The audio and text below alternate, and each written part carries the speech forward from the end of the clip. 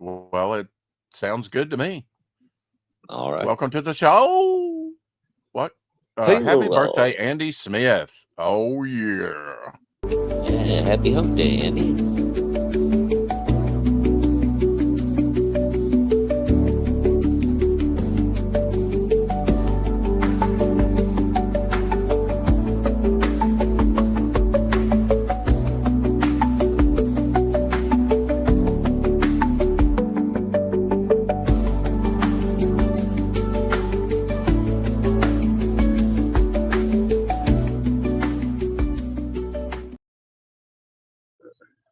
Nothing like a fresh cup of coffee. Thought I might be a minute too or late. Apologize. It's 4:07 already. See if I lean forward. The sun. Uh, I sewed. No, I slept all day. See how my mind works. Just goes in gear. But the opposite direction or some other direction. Yeah, I slept all day. After I went to bed, which was late, or early, the sun was coming up. And now the sun is going down, although it's likes a little bit. And I did capture a picture of the super moon on Andy Smith's birthday. Happy birthday, Andy Smith, today. I believe he's going to be like 27. Yeah, something. Shall we say? Yeah. Do you know his age? No, not exactly. I believe he's coming Andy up on 50. I think. I don't think he's yeah, quite 50. I think he's late 40s. I think. Yeah. He's I getting know closer Shane is like closer. 46. Shane Davis to 46. Yeah. Yeah. That's Sabrina's age. Sabrina's 46. Yeah, I think everybody else is pretty much older than Shane by a little bit. Like most of the bigger kings or whatever. The only other one I'm not sure about is John Malin. He's never gave us an age on it. Nah, he looks like he's in his 40s, right? Absolutely. Yeah, I would assume he's in his 40s, but I don't know if he's younger than Shane or a little older. So here's standing out by my ash tree backyard, and there's you can't see much here, but the shed there that they left from the church. Hey, tree goblin. And what's this dark mass? Okay, that's a bush. And I let Abby out before we went to bed. I can use your phone. Sorry. I can't hear on my right ear. I forgot. Sorry. So if you blow this up, you see they have like solar things there, and they have cones. That's where they've been training the people for school with the school buses. Because the church, the old church property is owned by the school, Jonesboro High, and they store stuff out there. Right now, they've got those. I guess they're solar or something. Right? Well, I kept it out of frame. There you go.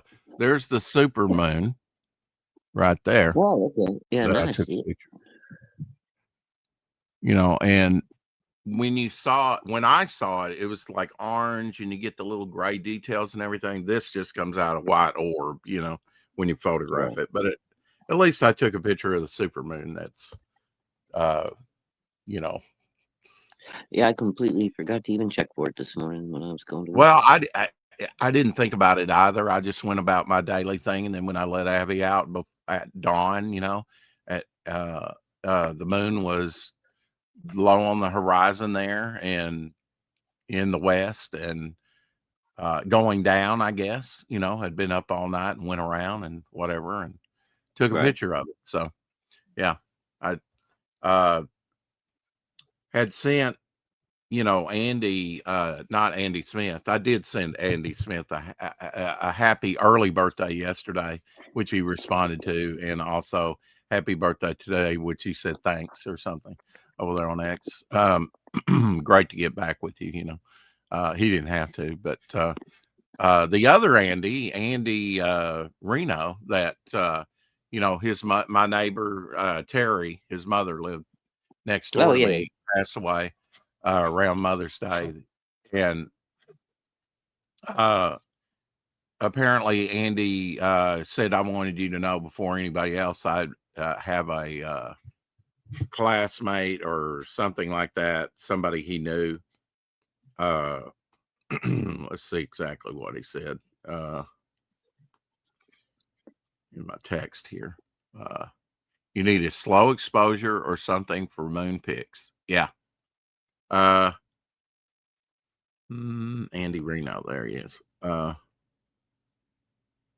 Hey Rex, I'm here for the next few days. Although I haven't seen him, I've come to terms with a high school buddy, and it looks like we will close on the property in 30 to 45 days.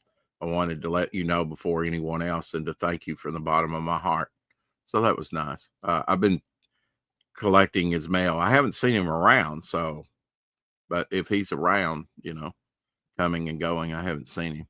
But I'll send him a text later saying, how long should I collect the mail? You know, most of it, the pertinent stuff he's getting sent to him in Nashville anyway. But it looks like I'll have a new neighbor, and I hope he's a good one, you know, here pretty soon. Did topic list last night. Did Hilljack Happy Hour over on Tokamase last night. Carrie in the house. Hey, how Jason and Luke doing? Was Ink there last night too? Ink Spot? I don't remember him being there. I think Billy was, but Billy Basco. But Billy. Is my camera all right? It looked like I think I got it out of focus. I think it's good. It's not terrible. Yeah. So I completed 3 sketch cards, 2 on the show, and almost the 3rd on the show. And then I did a larger piece over on Tokamase show and completed it. So very cool. We've got new characters that I was talking about the other day, cryptically, the Dark Ones. Oh, okay. And that same thematic thing. I'd already designated a card for the director. All right. Going dark. And then my new character, Bags. Yeah, I like him. And use the metallic purple, but I would probably have to go over it again to get that metallic sheen because it kind of absorbed it, you know, pretty well. And that's fine. I was fine with a flat color for him, not flashy.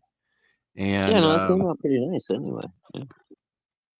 Thank you. The color looks good. It's not all, you know, how sometimes it gets sketchy. You know what I mean? And then the ghost. Yeah. That I did. Yeah, you know, trying to work out a costume, you know, just felt like doing a ghost and maybe adding a little waif of ghostly matter around his head that might look like hair. I don't know. Just a different, you know. Right. I don't know about that chest symbol. You don't know about that chest? You know what I was thinking is I could make it look almost like a G, you know, for ghost, but I didn't know if that was, you know, you don't know about that chest thing? Is it, you mean emblem or what? Yeah. So in the middle of his chest there it is. Yeah. It's a little suggestive, Rex. Yeah. I mean, I'll work on it. I'm just fucking with you. Yeah, I'll work on it. You know, that's just one iteration. The other day I started watching this, and actually I have a box set of these I bought, and I've got 3 of these unopened that I have never watched. I'm gonna have to switch out my players in there because I don't have a controller that works with that. And these have 2 episodes, and I can watch the first episode on these, but not the others, and that's kind of limiting. It doesn't have like a play all option. This is, and you can find this stuff on the internet. Building on the American Heritage series by historian David Barton. You want to know about the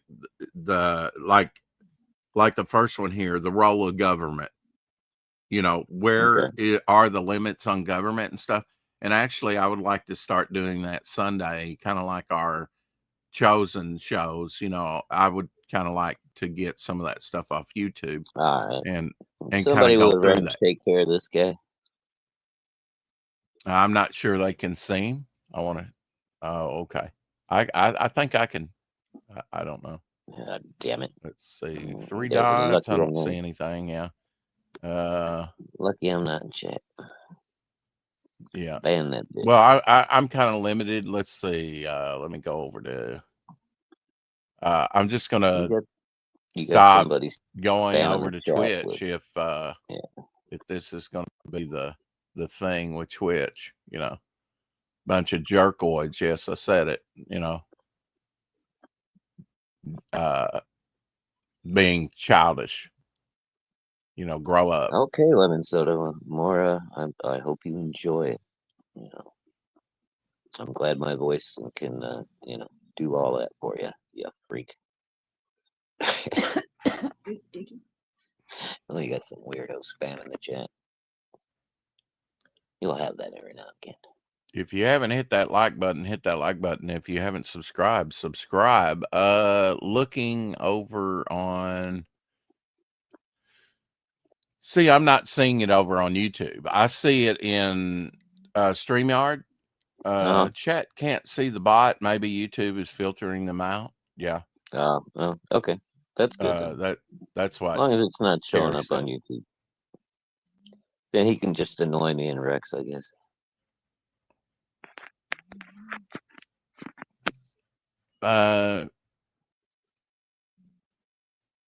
Yeah. You know, show it. Let's see.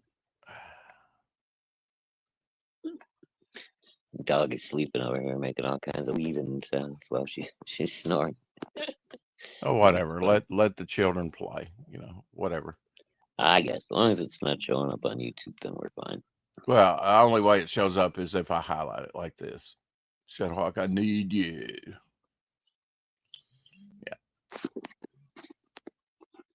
Yeah. Anyway, yeah, I've been going through American Heritage series a little. Well, I went through the first one. You know that, and it's like if you. It's just a good series. I'm just saying, you know, let's watch an episode, you know, let's find a time, let's watch an episode. Everybody be invited and we'll watch stuff, you know, off screen and see if you like it. You know, I think it's cool. The hardest thing is trying to find the right episodes, you know, in order. Right. You know, for me, it was anyway, so finding that stuff, but I needed something to watch. I looked. Hold on, Rex. You want to hear something funny? Okay. Sure. Oh, shit. I woke her up. The dog was sitting over here next to Mama Hawk, just snoring away, dude. She was like, oh.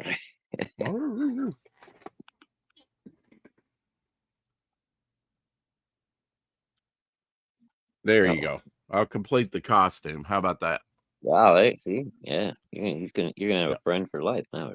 Your hot version for Santa, yeah. I've got a prop for everything. I might even have the sound to go with it. Ooh, ooh, ooh. Oh, let's see. Oh, oh, oh, oh, oh, oh. Oh, oh, oh. That's more roboty, huh? Oh, oh, oh, oh. Oh, oh, oh, oh. A little echo chamber and helium. Helium. That's what it reminds me of Shane. Shane Davis? Yeah, he does he's got a soundboard and he'll do the little Well, we are on the march to Christmas. We got to get past Thanksgiving first, right? Yep. Yeah. I'm not decided what we're doing for, you know, that's a good question. For dinner? You haven't decided what you're doing for dinner? For Thanksgiving dinner. That's for Thanksgiving. Maybe you'll score a good turkey like you did last year. You got a good deal on turkey last year, from what I remember.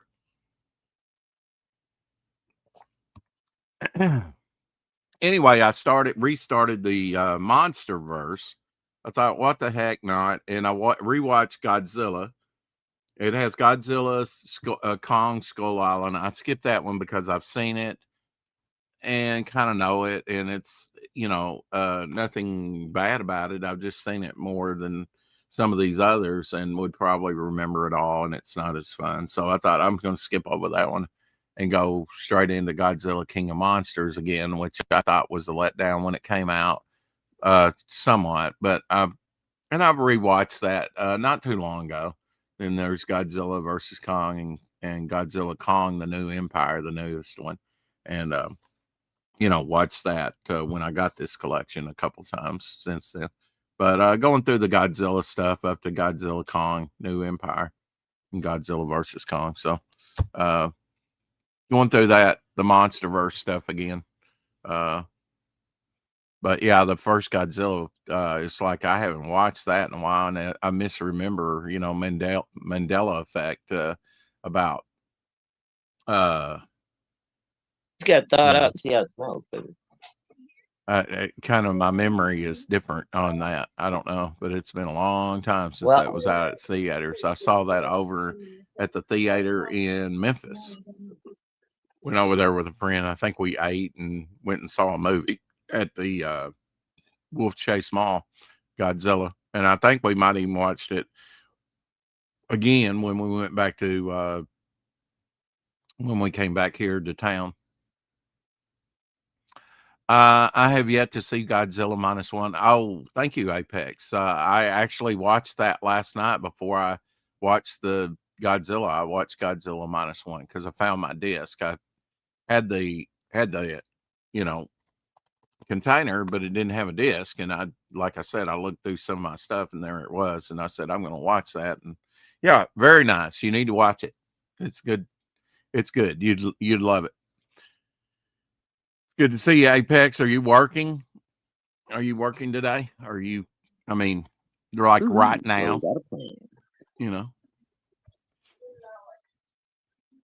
So it's Cornish hens for cooking up a Thanksgiving plan and for a standing Thanksgiving rib already. Christmas. Of course, it's the 5th of November. Before you know it, it will be Thanksgiving. You turn around and it'll be here. Yeah, dude. That's why we're getting ready now. Hey, Apex, what's happening? You're getting ready buddy? for Thanksgiving right now? Okay.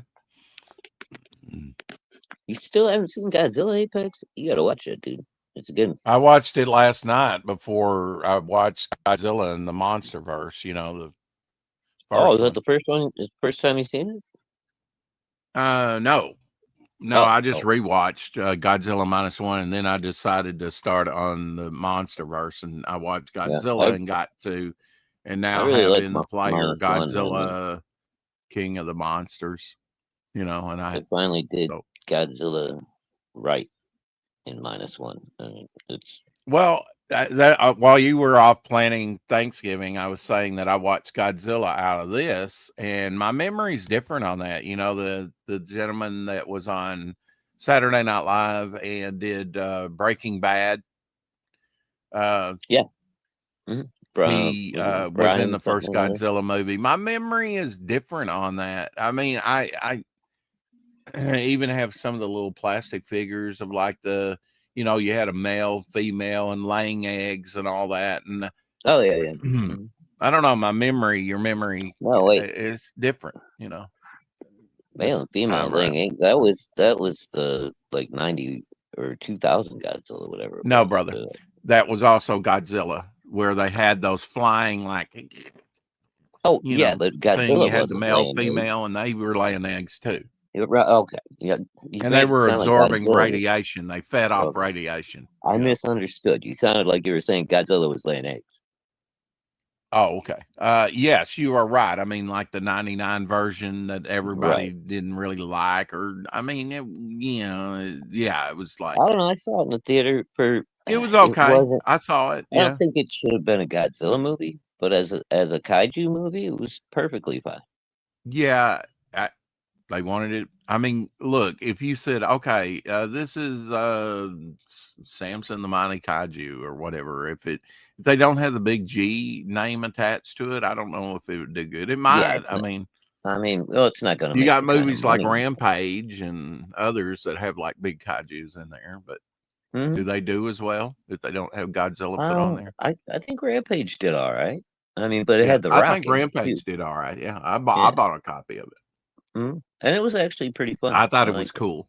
Yeah, Yeah. I loved it. Yeah. Serbian football manager died mid-match from a heart attack at just 44 years old. Wow.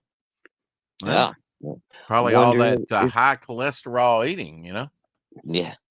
Wonder if he had any of the injections from a couple of years ago.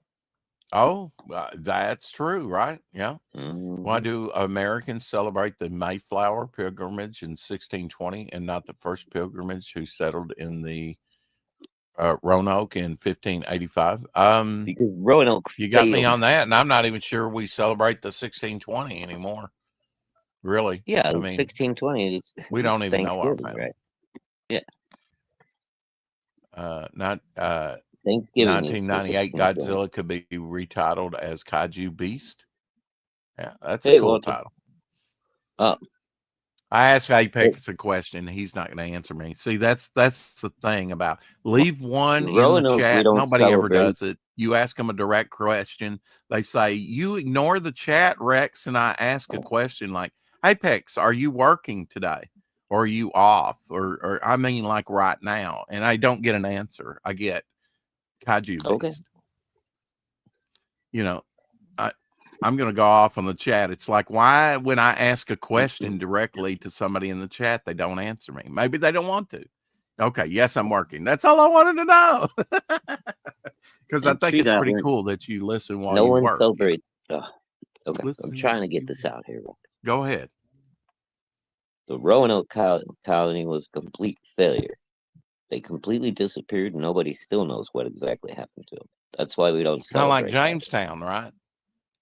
No, Jamestown, we know exactly what happened with them and why they failed. The Roanoke colony, they were there, and then the next time a supply ship came back to bring them stuff, they were all gone, and nobody knows whatever happened to them. Our friend Cyberpunk Inferno, here is his 22 backers, 1,158. He's 58% there. 34 days to go. He already did his first 30 days. I didn't even realize he launched yet. Shit. I got to back him. Oh, yeah. He's launched. Yeah. I thought we were still in signups, man. Oh, damn it. Oh, no. Fund My Comic. No, it's been up. 2D, 3D artist, creator of Cyberpunk Inferno is a 48-page sci-fi comic book set in a dystopian future. This is the second issue of an ongoing series. First issue came out years ago. He's about 45 minutes away from me. I'm going to have to get with him at some point and us go out to eat or something. He makes these wonderful 3D sculptures and then puts a patina paint job on them. Very good. Really nice 3D sculpts. Oh, yeah. Yeah, very nice. I mean, from Apex says he can come on Friday, Rex. Who's that? Apex. Okay. In the chat, come on yeah, Friday. that'd be fine. I mean, Friday we are going to be talking. Feature Friday is Jim Steranko Day. And we'll have Pimp Daddy. And we'll have on Keith Gleason with us, I think, as well. And Thursday, we will have Frederick Gaumont and talk some retail. So that's tomorrow. So Frederick will be on with us tomorrow. Yeah, Frederick's a really good dude, man. He seems seems very cool.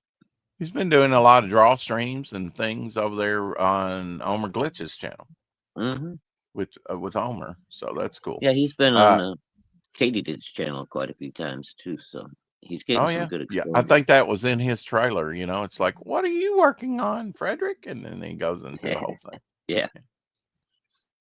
But that's good, man. He's getting some good exposure.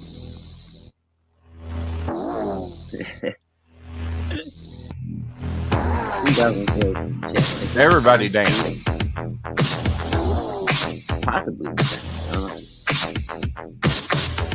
There are a couple of theories. It's interesting to watch. Hey, Mike.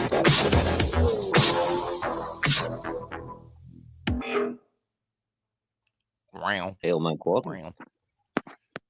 Wow. Apex says I'm a Steranko fan. Yes. Yeah. Shadowhawk, I think the French ate them or the Spanish. Tree Goblin says. They had one word carved in a tree that they found, Krakatoan. Nobody knows what that means either.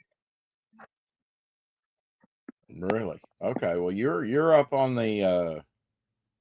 Oh, I love that kind of stuff, dude. Fucking unsolved mysteries and shit like that. Yeah, I dig that shit. I will be on with Mike Walters November 16th, 7 Central, I believe, on the mic stand. Spooky stories, and nobody knows how they end. Very nice. Yeah, nobody knows how to get rid of that ghost. I certainly can't do it, and I've tried. What's that? I thought I had ultimate power, and now I find out I'm limited to get rid of things. No, you should be able to. All you have to do is ban them from your chat. You can't even see them on YouTube. So how am I going to do that? You got to do that through YouTube. You can't do it from StreamYard, can you? No. You got it. Isn't that some shit? But if you can't see it from YouTube, it don't matter because it's the stupid shit he says isn't gonna get your channel in trouble. It's not showing. I don't know what to do. Except tomorrow, don't broadcast from Twitch. You know, the reason I picked Twitch over Facebook or X, because I am going to Facebook with it as well. You had to be a premier. Never mind. Sorry. You had to be a premier client over there on X to stream to X. So I've just been dropping the link before the broadcast or after the broadcast, or How Dare usually does that as well. Puts it over there and I'll retweet it. Vinny Tarnamella, did you listen to that today or no, bro? Forgot about it? No, I've been busy at work, man. Sorry. I'm just wondering, just asking a question. Anyway, his City of Venus here, which is really wild. How this is, see how it's cycling. Just to play, you had to make sure it's back on there and then press play and lock it in. Mm-hmm. There we go.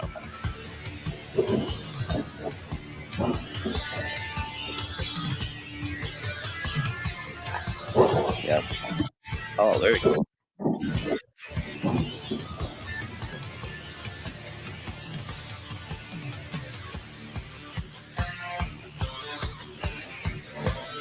Yeah, I backed his first campaign on this one. It was pretty good book.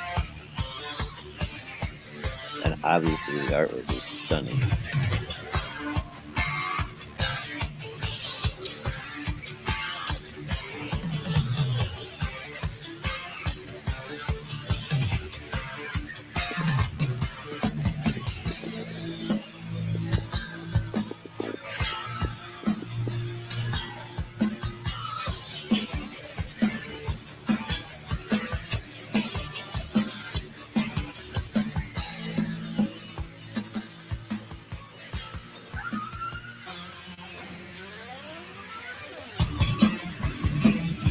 Amazing what this AI is doing now for these trailers, dude. Great.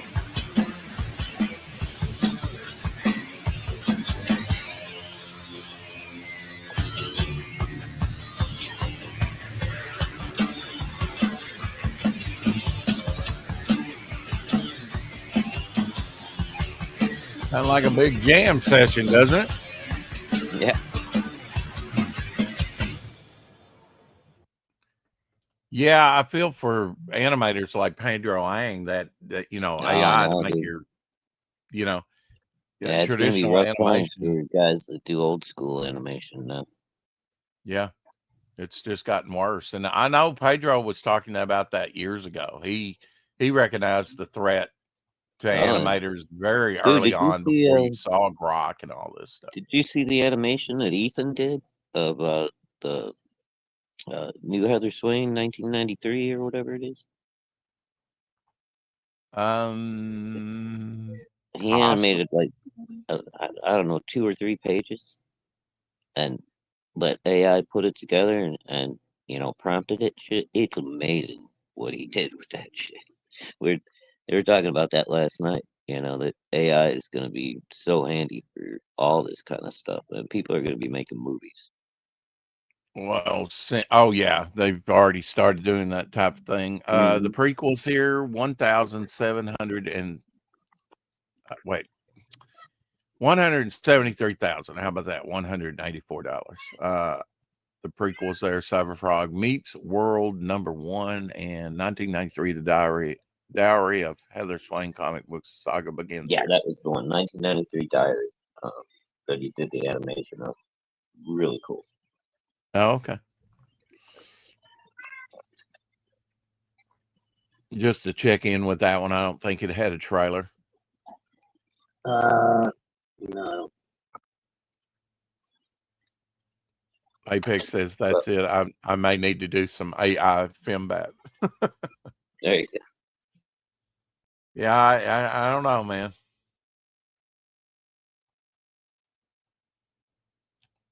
I think, a trailer helps to promote it, just like, us going through different campaigns like this. I'm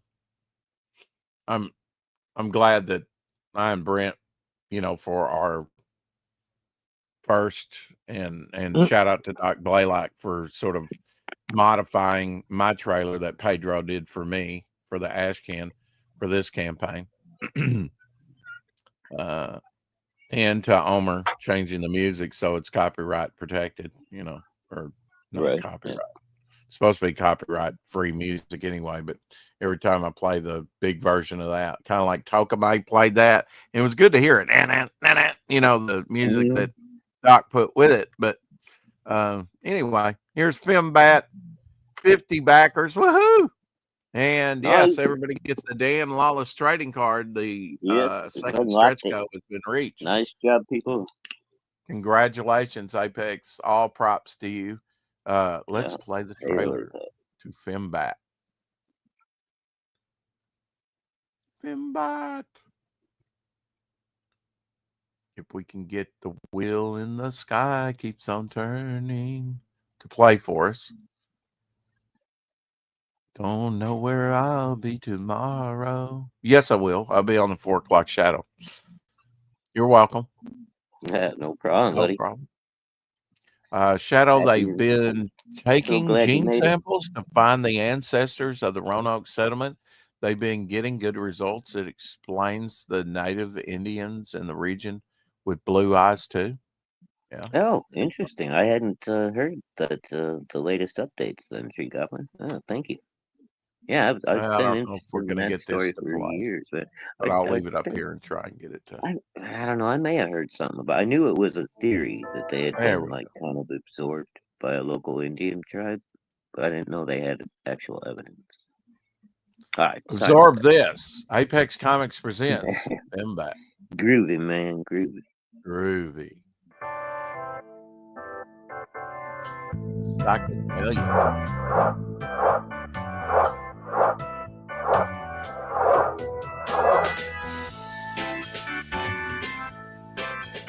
Love some electric organ.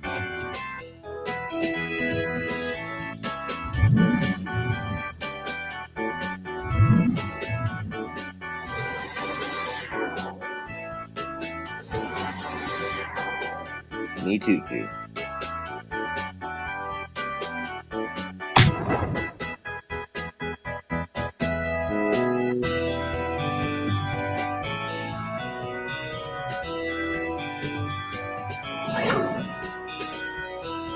Gave it a little Sean Connery power mode.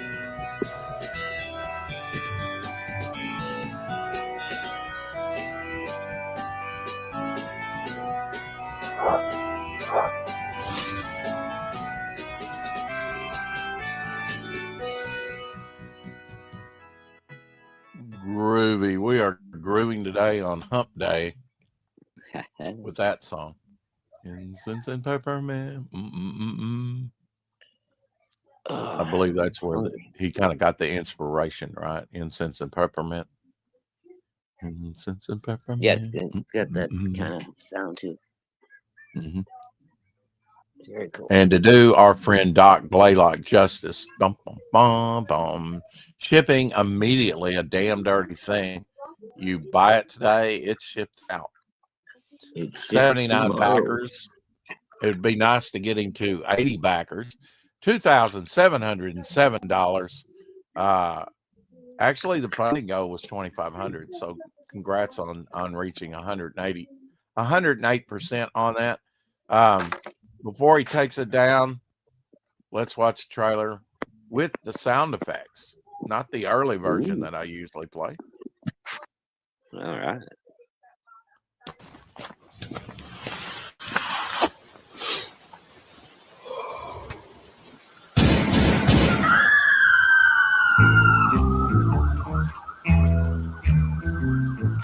Put some more ice in my drink. Pour me some cool bourbon. We'll talk that.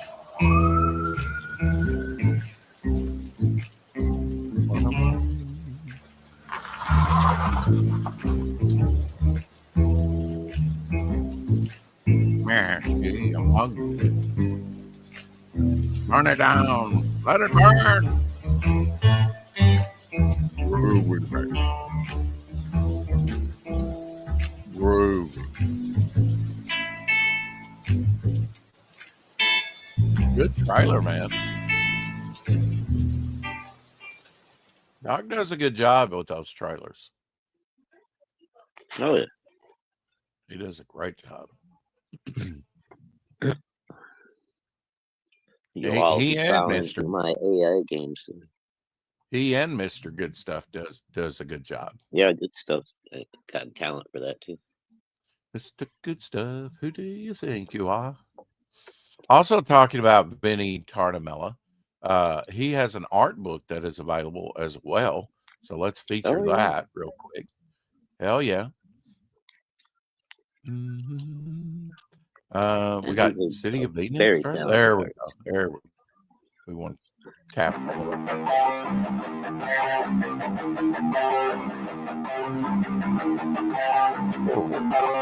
Hard rock.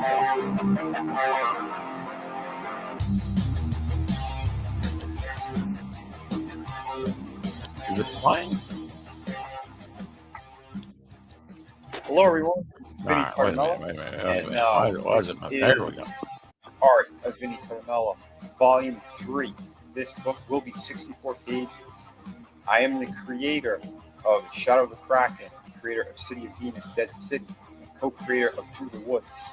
And I have a ton of amazing projects. This book is going to be loaded with awesome drawings, sketches, super detailed ink pieces, and full color illustrations. And as a bonus, I'm going to have a sneak peek at City of Venus, Dead City 2 in this book as well. So a couple of awesome pages and panels and things to whet the appetite. I hope you guys will stay tuned for that one. That book is going to be 52 pages. You guys wanted more story, more artwork, so you're going to get it. So thank you so much for all your support. Again, this book will be 64 pages, so bigger than the first 2 volumes. Back this book today.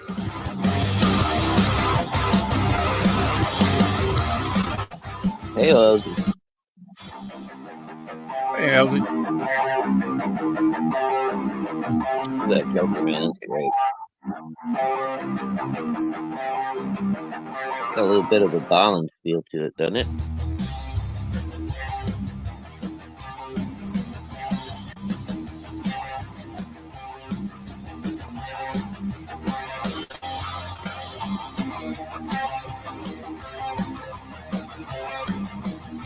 Wow, Through the Woods. I got the hardcover on this.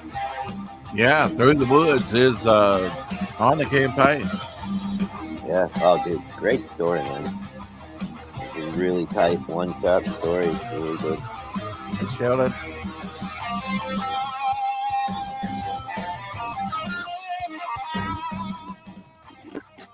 So check out the mellow too, but it's an ongoing. So. check out the Meliverse. Oh, yeah. His art book as well. Yeah, love to see some good artwork. And I would be remiss if I didn't. It's Andy Smith's birthday today. If I didn't look at his project. Yeah, he started on I hope I- Kickstarter today, huh? Oh, he did? Okay. Well, this is the Indiegogo, $31,343. Some good looking stuff. Reminds me, this darker character reminds me sort of like Dazinga artwork or whatever back in the day. With the bat wings and the tails. I never can pronounce his name. Hey, Raul and T. Hey, Raul. Good to see you, brother. My shirt arrived. Yay! Oh, and Kelvin. Hey, Kelvin.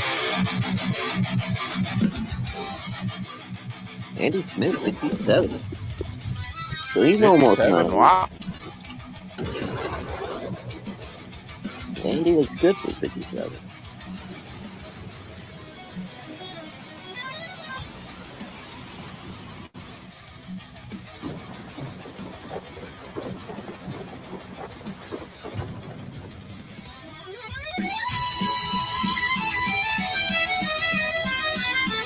Ryan James in the house. Hey, Ryan. Hey, Ryan.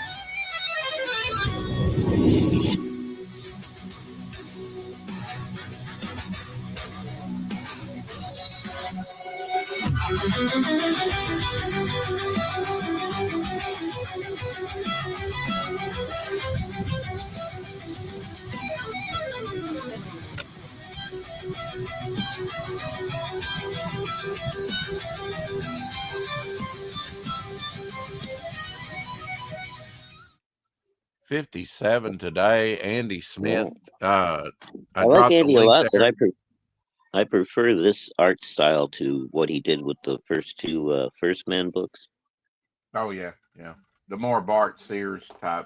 Yeah, you can see he was like, well, he was a student or a protege of Bart Sears. So right, yeah, and I mean, let's face it, he likes the style himself. That was sort of the rage.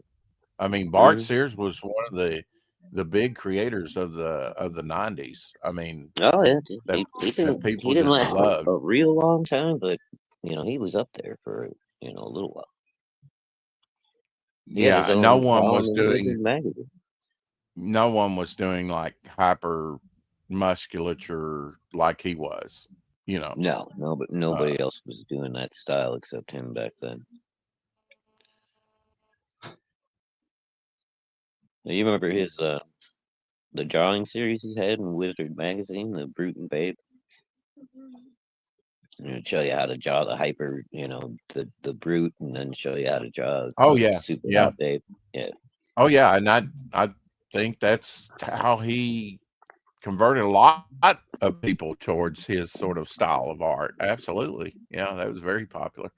I would be remiss also if we didn't bring up Escape from Monster Isle. Congratulations to Graham Nolan for surpassing $100,000, 6 figures, baby. Hell yeah. 101, almost $102,000. Only $1 left to get him to that little mark. 1,193 backers. Yeah, baby. Yeah, Escape from Monster Island. Good looking stuff, Of course, he's got the Chenoo as well. So, veteran Joe Kubert graduate, as Andy Smith is a Joe Kubert graduate as well. A lot of people within the realm here. Monster Isle trilogy slipcase. Look at that. Good fun stuff. Monsters. Yeah. Doing the Grady books. Compass Comics knocking it out of the park. Let's go ahead and play the trailer. Let me see about. Well, this thing cycles. I don't know why. I think this is closed out. Or is this still in demand? Or it's going into something else. Let's see. What is this? Armored handheld. What? Oh, well. Okay. Don't play the trailer. Yeah, I think Monster Island's over, Rex. You got to go to the Chenoo 77. Oh, was it? Was it? Yeah. Okay. Well, congrats to him for hitting 6 figures anyway. That's a major benchmark, right? Bart was the master of brutes and babes. That's right. Yep, he did that. I mean, it's kind. The I Wizard guess it's art kind of lessons are arbitrary, great. but Yep. you know, Even make today, I mean, 100,000. the stuff holds up, right? Some Oh, yeah. might want to see me wearing the Drop Zone gaming shirt. Cool. Perhaps. She do like some Raoul and tea. She was on the Hilljack Happy Hour with me yesterday, late last night after Topicless.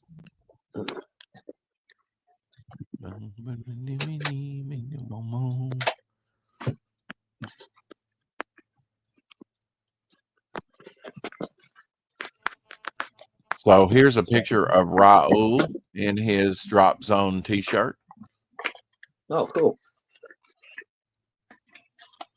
That's neat.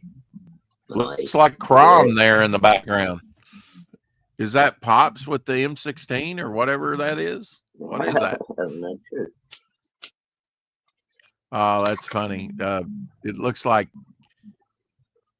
Crom, the figure's got something. How do I put this delicately? Plugged up his ass? I don't know. Oh, Yeah.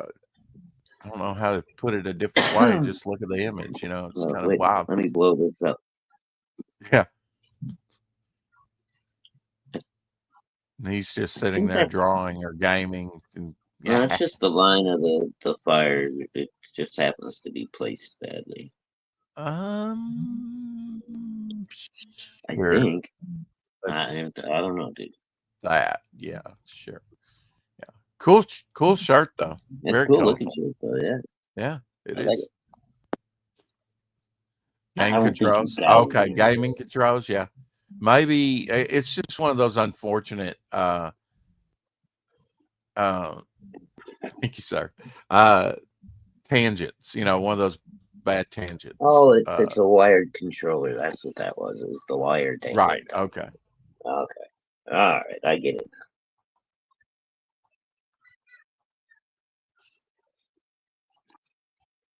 No wonder he looks so happy. Oh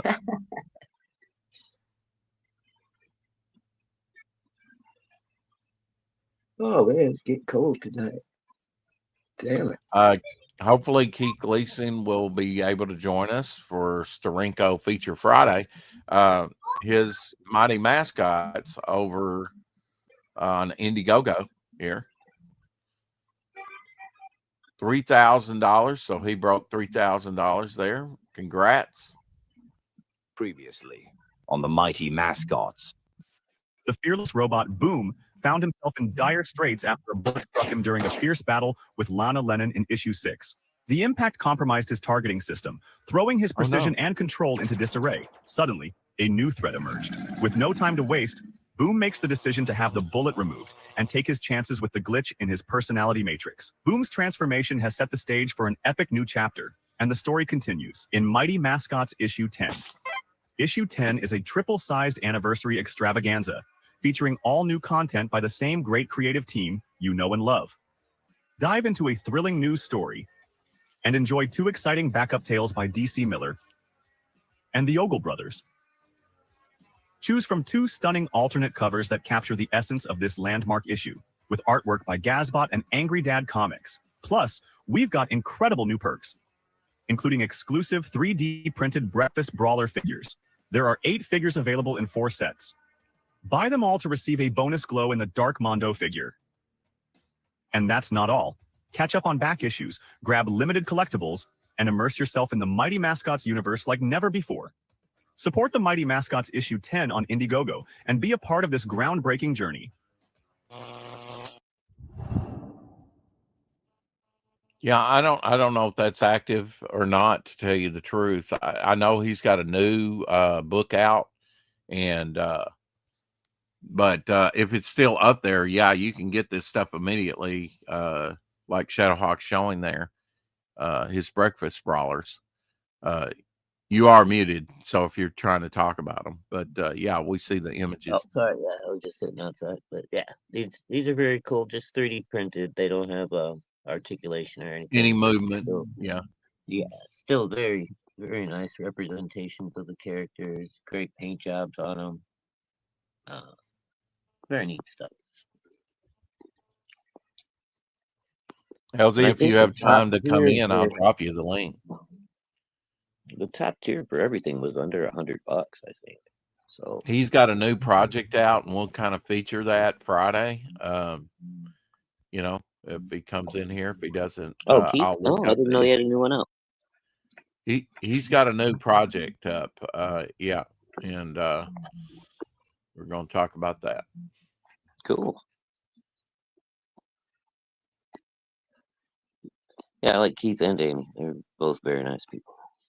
We're going to try our best. From Turkey Robot, Silence Do Good. I'm assuming, you know, these are still valid, you know, that they haven't ended. I'm not sure exactly, you know, the way it's formatted here. If, you know, I'm just not sure. You know, maybe I'm showing like in that one case of the Monster Island, it's closed out. But it's nice to see, you know, what they did on the campaigns and crossing over to 6 figures. You know, congrats on that.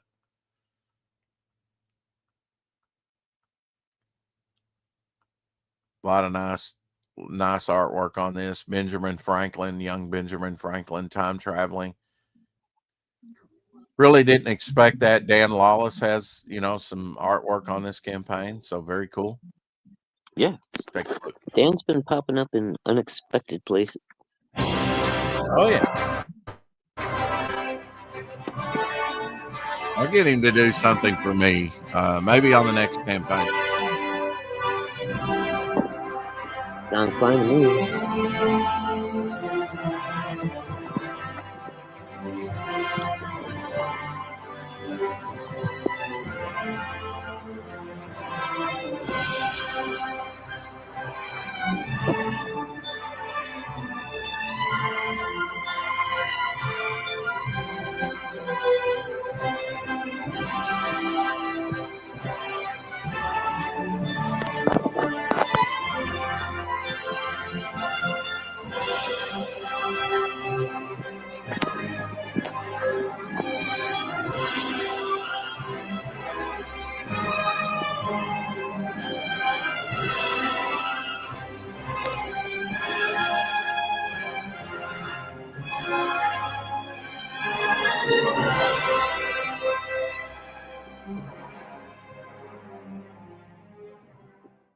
Yeah, body bags. Yeah, I've heard of that. Yeah, I'm know if not I've a seen huge fan, but I mean, I'm not against it. Here's my character, Bags, which is short for like body bags, you know, that I just created. That may have been not the main trailer, just music. That's sort of good as a opener teaser, you know. But yeah, I like a trailer that sort of conveys some information too, right? I think you would agree with me, Shadowhawk. Let's see what this is. I mean, will we still need humans? Not for most things. They told you AI was just a tool, but what if it was a trap? Designed to addict, engineered to isolate, built to control.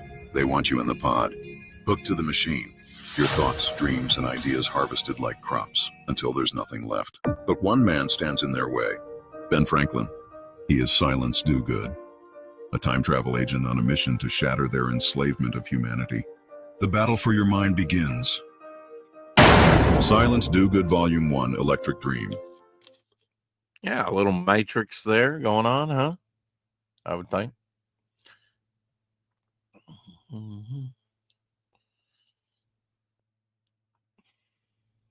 Screen is small again.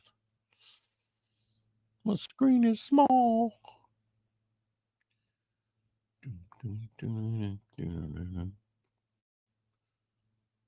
An older campaign here, Charlie London from Walworth to Wartime. Doing very well over there. I think that's akin to like 30,000 something, 325 backers. Let's take a look real quick. Short and sweet. But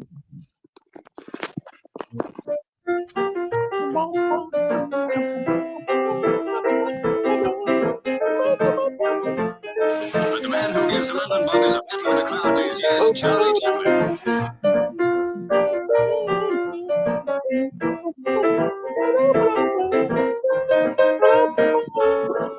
That's Shadowhawk on the piano, by the way. True story. Took an early ferry.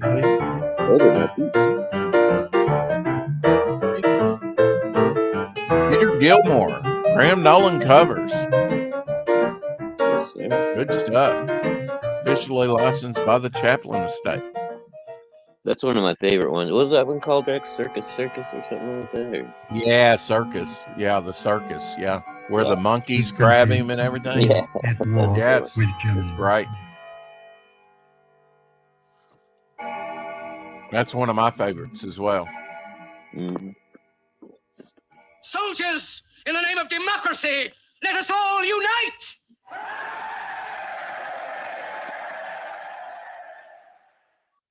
Thank you for dropping the body bags there, Sheldon.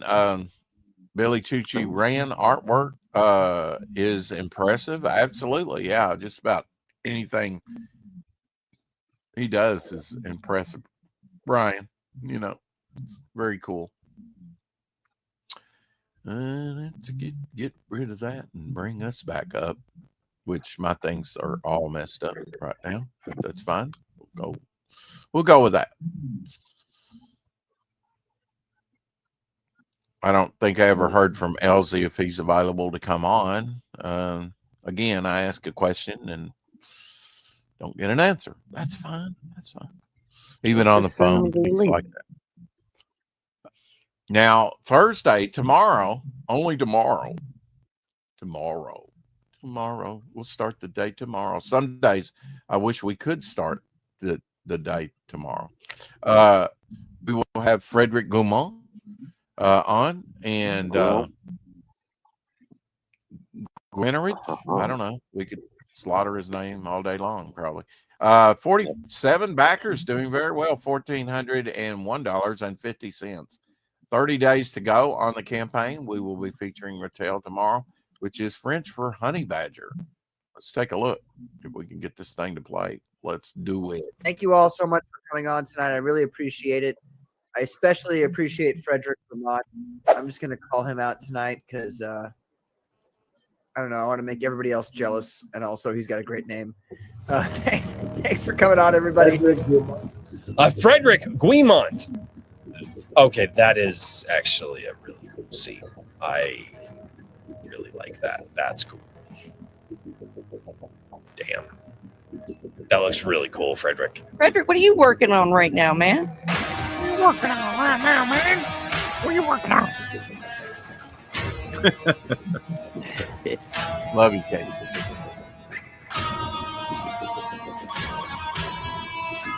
Yeah, Frederick seems like he's going to fit in pretty well with the indie scene around here. That's a scream in there. Oh!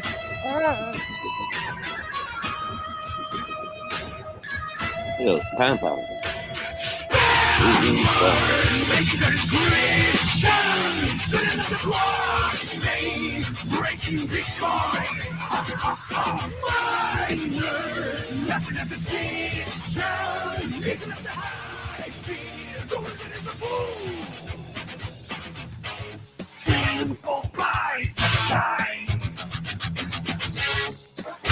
Let's fly back.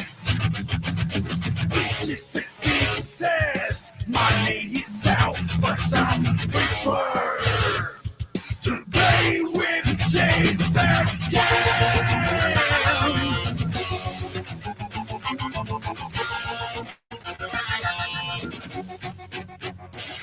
The night is far, we shall last. We're not the ones in the We will be putting the thumb screws to Frederick tomorrow, grilling him. And like I said, Keith Leeson on Friday on Jim Steranko Feature Friday. Yeah, we'll be grilling the man himself tomorrow. So that should be fun. I've interviewed him a his couple name times sounds already. French. Maybe we should sous vide him instead of grill. Maybe. Over on Indiegogo, here's one we've just touched upon: $12,915. Lady Midnight. They're stealing my names. It's It began with the suicide of Charles Blackwell. What's his name's book? The Run Family Massacre. 3 generations painfully passing from this world, crying the same crimson tears Blackwell had. After that, the media finally gave their murderer a name: the Red Crier Killer. But despite it all, evil can be conquered. If you ever find yourself lost in the dark, I'll lead you home. If your heart is gripped by fear, I'll comfort you. If justice eludes you, I'll find it. So sleep well, Orb City. And while you dream, I'll keep the monsters away.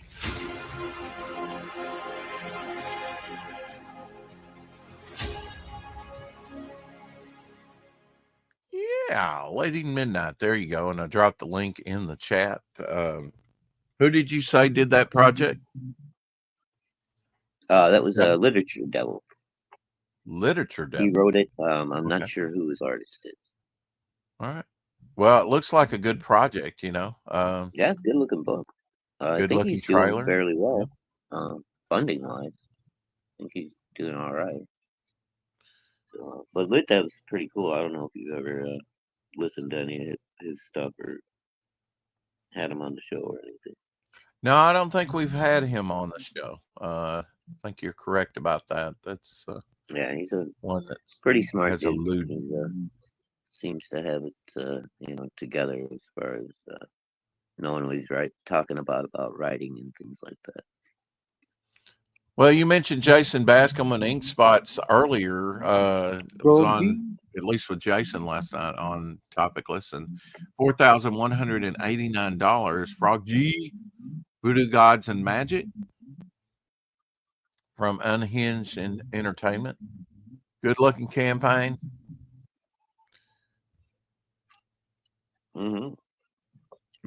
Great fan artwork was done last night, by one of the gentlemen on panel. Cool. His name eludes me right now, but if you didn't watch Topicless last night, it was a good time. Shoot, I've probably been on Topicless for about for about 3 years now. I'm not even sure when the first Topicless they've been doing it for like 4 years, Has it been that long already? Wow. Yeah. And on the campaign also, you can get these little shadow boxes that are done by Frog G, the inspiration for the book, the YouTuber Frog G, which is a great guy. Oh, yeah. Here's a look at Ink Spot Studio there. Just awesome stuff. Very cool. Let's see. Once we hit 5,000, all books get spot gloss logo on the cover. So that's going to be nice. If we can hit 5,000 with this, and they're not that far away. Go over and check out Frog G. I have not backed it yet. They are in demand right now. But they're working to get this project out as quickly as possible. So I've got to come up with some money because I haven't backed it yet. Pretty sure. But I plan to. We've all read the story. The brave hero conquers the diabolical villain and rescues the damsel in distress. But this is real life. And in real life, stories don't always have happy endings. There's some of Pedro's animation. The story of a man turned into a frog by a voodoo priestess sent on a mission to kill a god by death itself. Yeah. Now our hero must roam the underworld to regain his humanity. If you want something fresh and original, you need to pay for it. Frog G. Oh yeah, the Cerberus ski. I hope I say that right.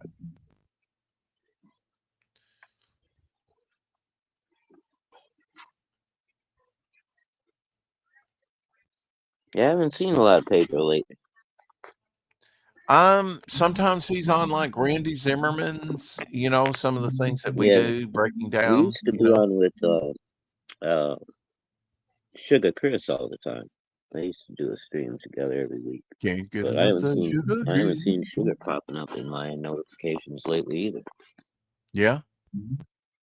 Anyway, and Rex, you're- I'm gonna get going a little bit early tonight, man. I'm pretty wore out.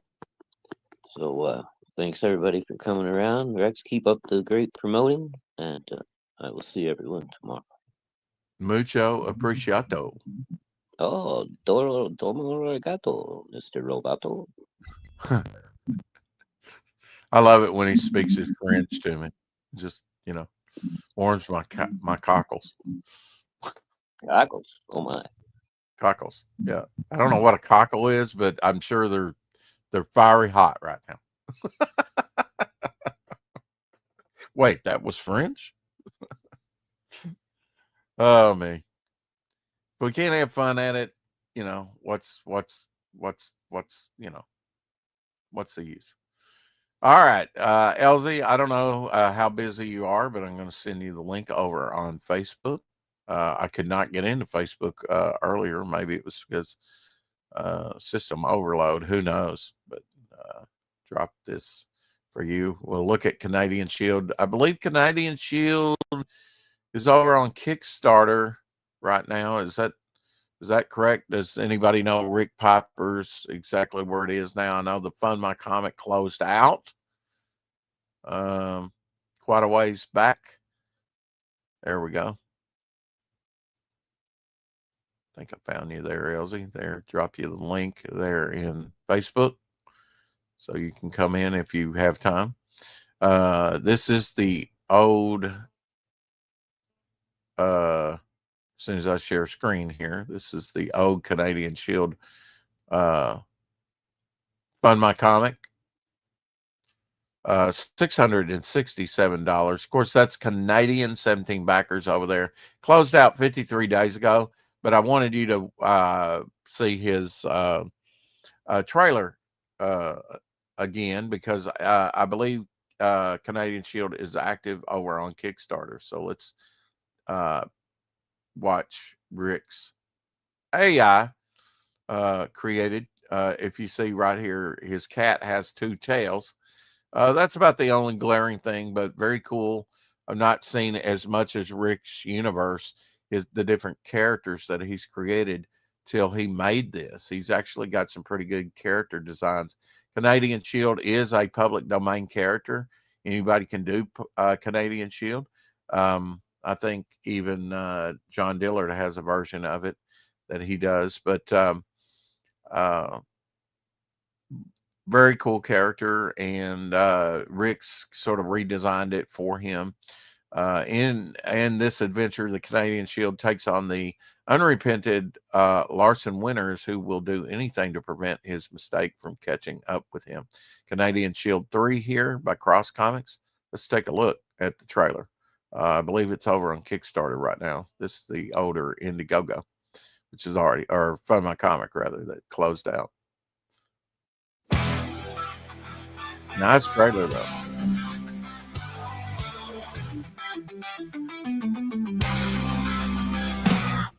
A man being transported through time by God. An angel appears telling him put on a nearby suit. I like that big feel of the trailer. The suit on he is endowed with incredible powers. Canadian Shield with the power of strength. Canadian Shield with the power of speed. Canadian Shield with the power of flight. Canadian Shield with many more powers. Will fight the evil that comes his way and help those he can in need. Almost looks like a Saturday morning cartoon. It's awesome. Life. Canadian Shield saves him in the nick of time. Now he lets the man no reasons to live. With this, the man goes on to live many more days. Canadian Shield with the power of strength. Canadian Shield with the power of speed. Canadian Canadian shield with the power to fight. Canadian shield with many more powers to fight the evil that comes his way and help those he can in need.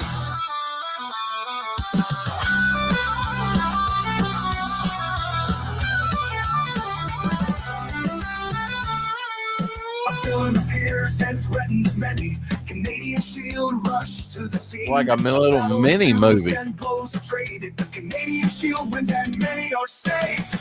Canadian shield with the power of strength. Canadian shield with the power of speed. Canadian shield with the power to fight. Canadian shield with many more powers to fight the evil that comes his way and help those he can in need.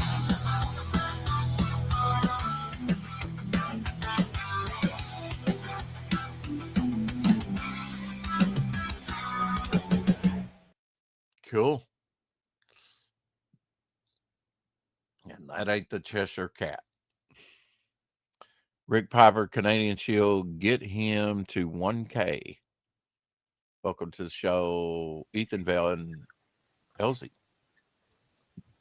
Hey, Elsie. What's up? Glad you could join me. Now I can kick myself and come back in and get back to regular.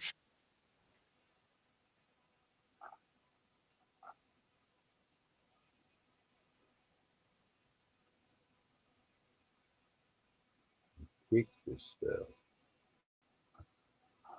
Now I can't tell me about these pins I got.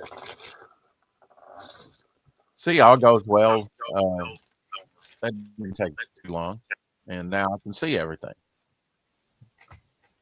What's been going on, man? What you been up to? Man, it's been going pretty good.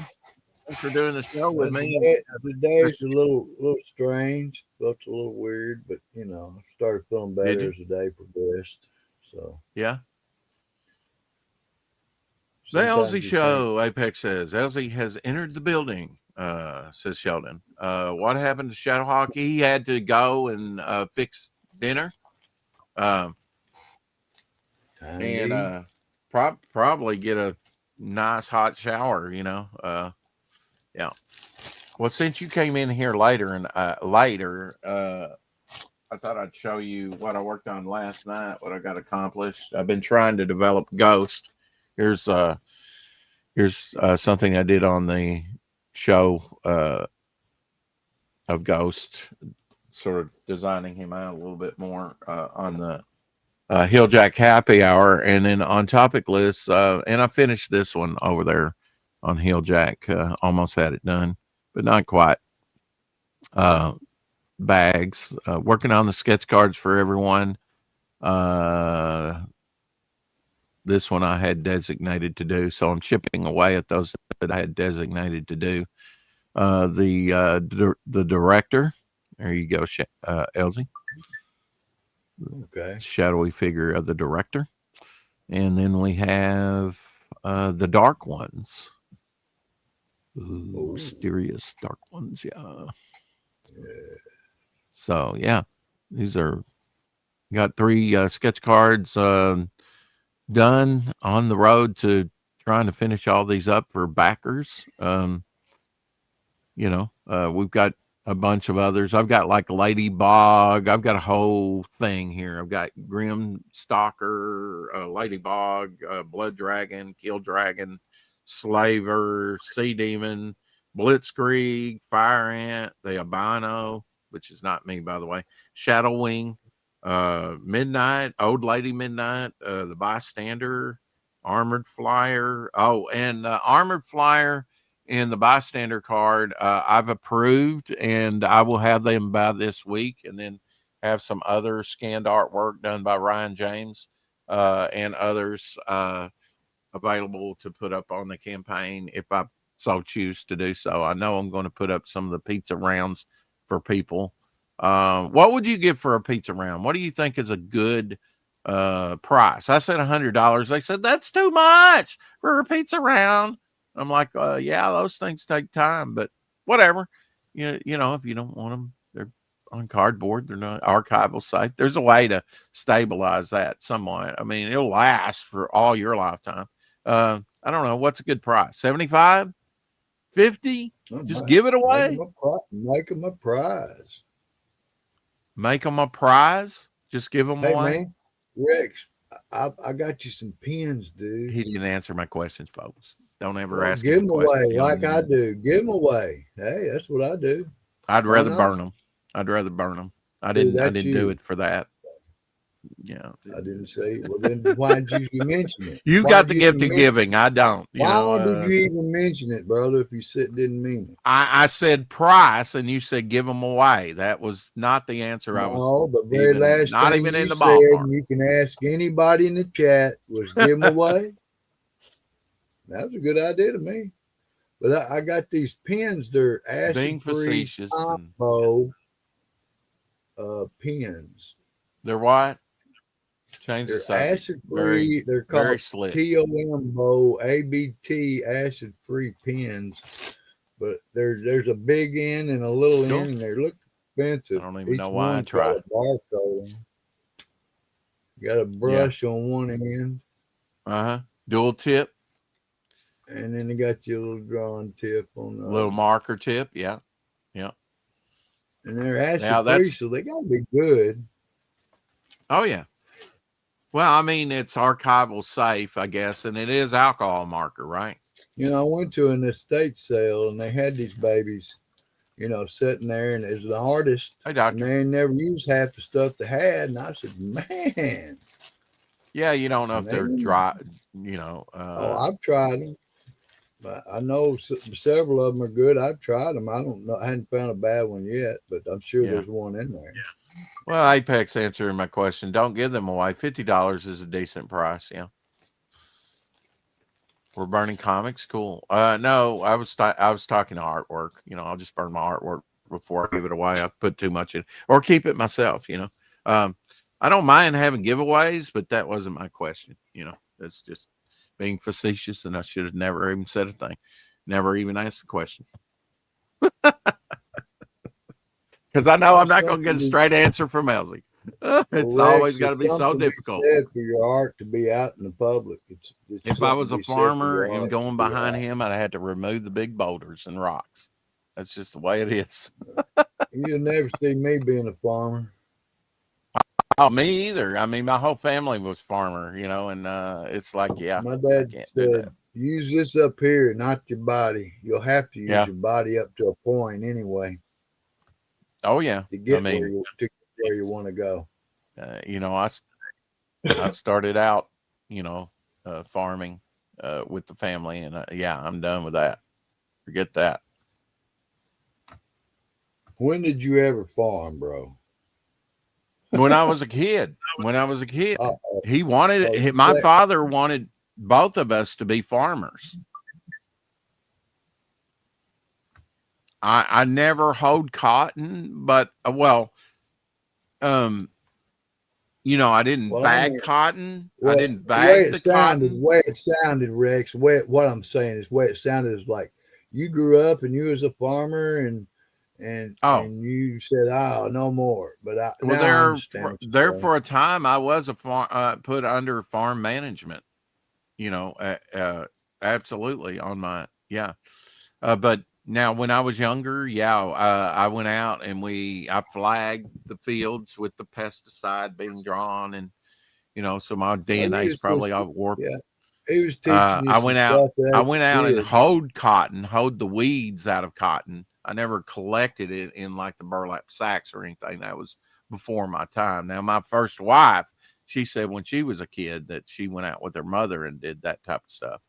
But we never had to do that. You know, we had combines and stuff. You know, but yeah, I'd go out in the soybean fields. I'd be out all in day. I ate that grit and dust and put the molly on the soybeans, and you know, drove the truck and moved the truck to the different sections where we needed to go. And yeah, I've farmed. I started out farming. I started driving when I was a kid before I even got my driver's license. You know, that's where I learned to drive a little bit. Was on the farm. I still like an automatic. Tons of it. Tons of it. What's I what's grew up tons of on it? a farm. I grew up on a farm, you know. Help my but father. I didn't never farm. I laid in a pack eating strawberries. That was my thing. And Leroy would take us out.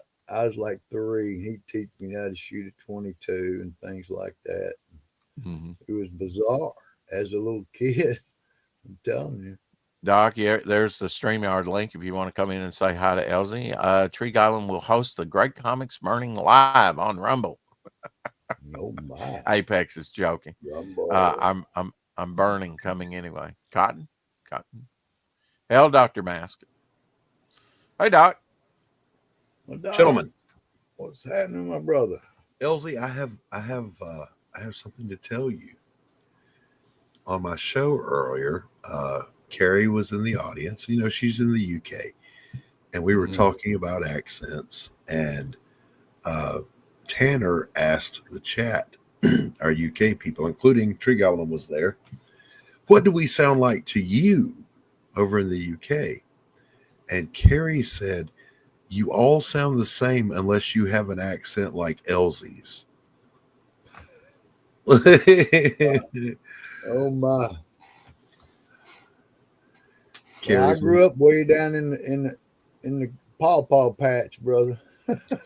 Well, I'm from the deep South also, but I think I kind of lost most of my accent being in the military. It kind of goes away. Everybody starts talking the same. I'm sure, yeah. And by Well, the way, the Doc, longer I don't care. I appreciate your service, and I don't care how many times I've told you, brother. Well, I appreciate it. No matter if you were the pancake flopper, I don't care. You serve our country. You know, the pancakes were really good in the military, just going to say. Oh, yeah. I ate at the Navy base, brother. Oh, my goodness. It hurt. Harry Oh. says, I love Elsie's accent so much. The way he says thing instead of thing. I bet he makes the ladies blush calling them sweet thing. What? Yeah, you're going to make me turn red. And he says sody. He says sody instead of soda. Yeah. He never says anything. He says nothing. Yeah. So, by the way, you were talking about harvesting the cotton. My ex-father-in-law had a gigantic farm down in South Georgia. Like he owns a county. And I used to help him bring in the cotton crop. I'd run the baling machine. And I don't know if you know what that is, but it's basically the whole flatbed truck, but it's an open container, and he would drop the cotton in there, and I would run a hydraulic press to pack it down, and then secure it, and then they would lift that whole thing. So it was basically an 18-wheeler load. Yeah, 18-wheeler load every time. And I remember it always being a time crunch because the rainy season would start right after, and that big old cotton picking machine would get bogged down in the field if you didn't hurry up and get it out. So it was always a race against time, and I loved it. I've seen it different ways, Doc. I've seen it round, I've seen square bale or rectangular bales, what I call square bales. But Timothy Olsen in the house saying, "Sup, Doc?" Hey, Timothy, what's up, buddy? Yeah, I enjoyed it. Like he taught me how to drive a front end loader, a backhoe, bulldozer, all that stuff, right? And one day he said he had these big satellite maps of his farm, and in the morning at 4:00 in the morning, the whole family would meet and get their assignments, what they're going to do. And I thought I would be excused from this because I was only an in-law and not a farm boy. And he said, "Now, Christopher, I want you to go and get a front end loader, and right here on the map is a big old pile of silage. I need you to load up 2 bucket loads of that, take it to this field and feed them cows. And then while you at it, I want you to go get a bucket load of cottonseed." And I was like, I have no idea how to do anything you just said. But he showed me, right? So I did, and it was fun. But then the cottonseed thing was a prank because he said, take the cottonseed to this field. The cows will hear you coming and they will start coming to you. You don't have to go to them. I was all right. So I go and I dump this load of cottonseed out for the cows. I didn't know this, but apparently cottonseed is like crack to cows. And they gathered around the tractor and around me, rows and rows deep, tons of cattle around, and I'm pinned. I can't get out. There's nothing I can do. So I called him on the radio. I said, what do I do? And he said, well, what you do is you stay there till they're done because you ain't getting out. Yeah.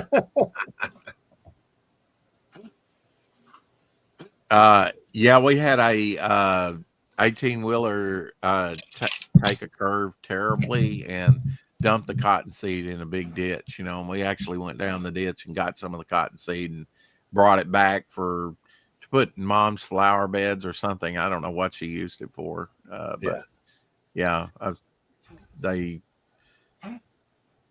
I know what a cottonseed is. Yeah.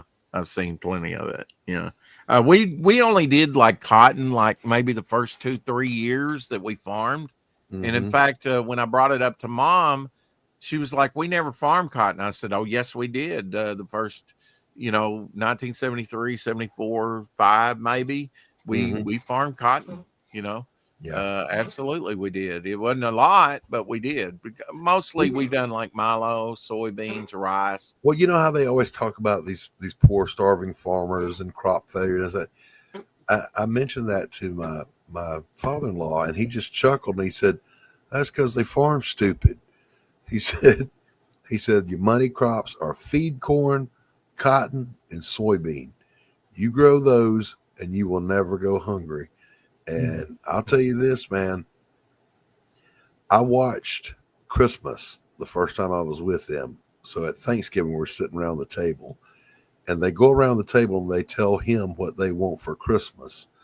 And I'm thinking, gosh, man, maybe I'll ask for a new tire for my car or something.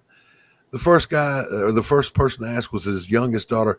I want a grand piano. Okay. The next one goes, I could sure use a new truck. Okay. I mean, these big ticket items. And he got to me and I said, I need a new tire on my car. He got us a new car. Doc, you're kind of rural. I know where you're living. I don't know about farm fields there around you, but some of the equipment almost looks military now, where they have like the tractors with the, I know, what is it? John Deere has the big tracks instead of tires, like a tank would have. It's amazing, except they're made out of rubber. Yeah, he had 3 combines, each of which cost $250,000. He had a big old cotton picker the same size as a combine. And I never understood why they called them a combine, but I do now, because they do a combination of things. But I remember when I asked him if I could drive the cotton picker, and he said, not unless you're going to put a $250,000 deposit down on it. Yeah. I can't afford to have that one get wrecked. Yeah, I mean, that's the thing, Doc, is farming has become a big business and is so expensive now, it's almost corporate, it's very hard to get, it's impossible to get started. He ran his like a business, and he had an onboard computer hooked up to a satellite when he was harvesting, Rex, and it would tell him how much money he's making with each row. Wow. Because the money is literally being deposited into his account as he's harvesting. And if the price dipped, he would stop in the field and just idle the tractor and wait for it to come back up to a price he wanted. And then he would start harvesting again. Wow. Wow. Now I would almost, if anybody else said that, I'd almost say BS, because now that's cotton though, right? That's all of his crops. Okay, well, I mean, remember, he only grows what about? crops. But isn't it based on like moisture too? Like this year, we didn't get, the yield.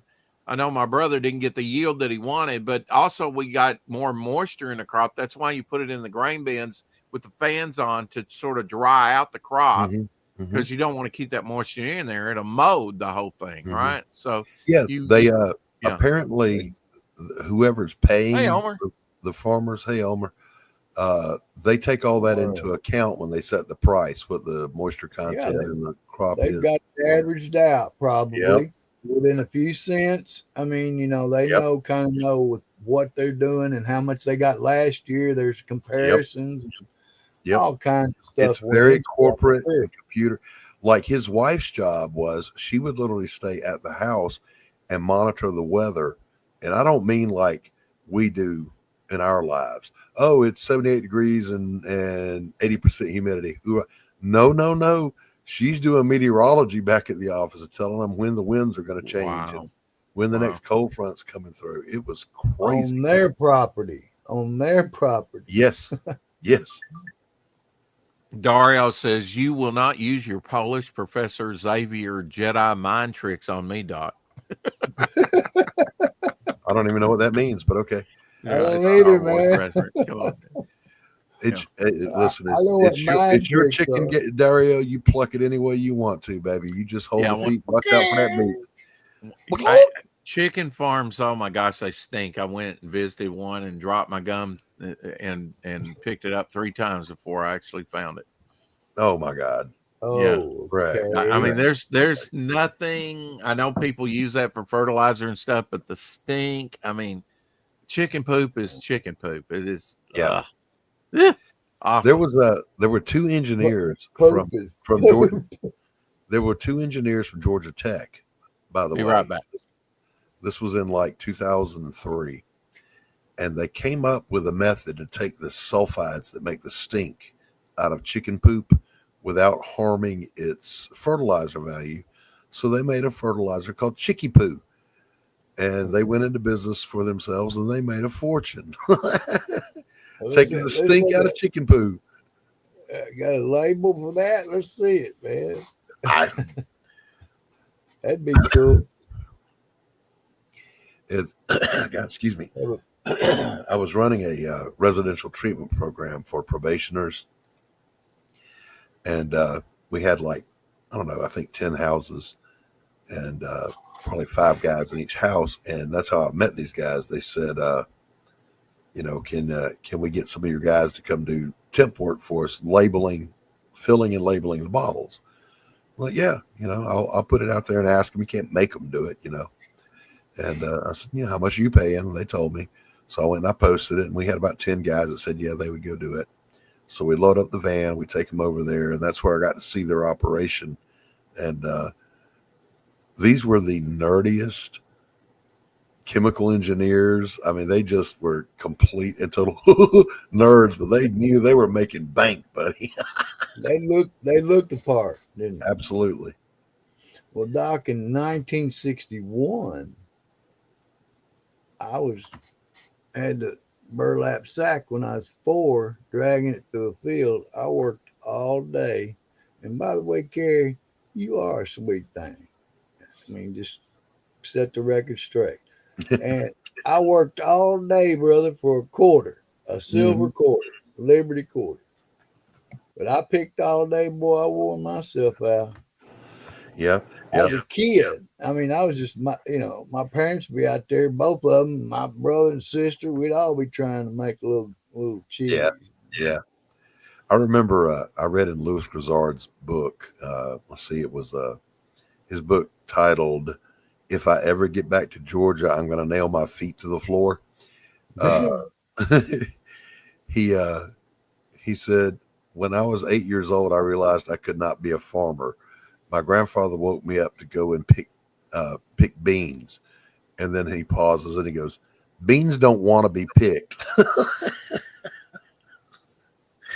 And especially at 4 a.m.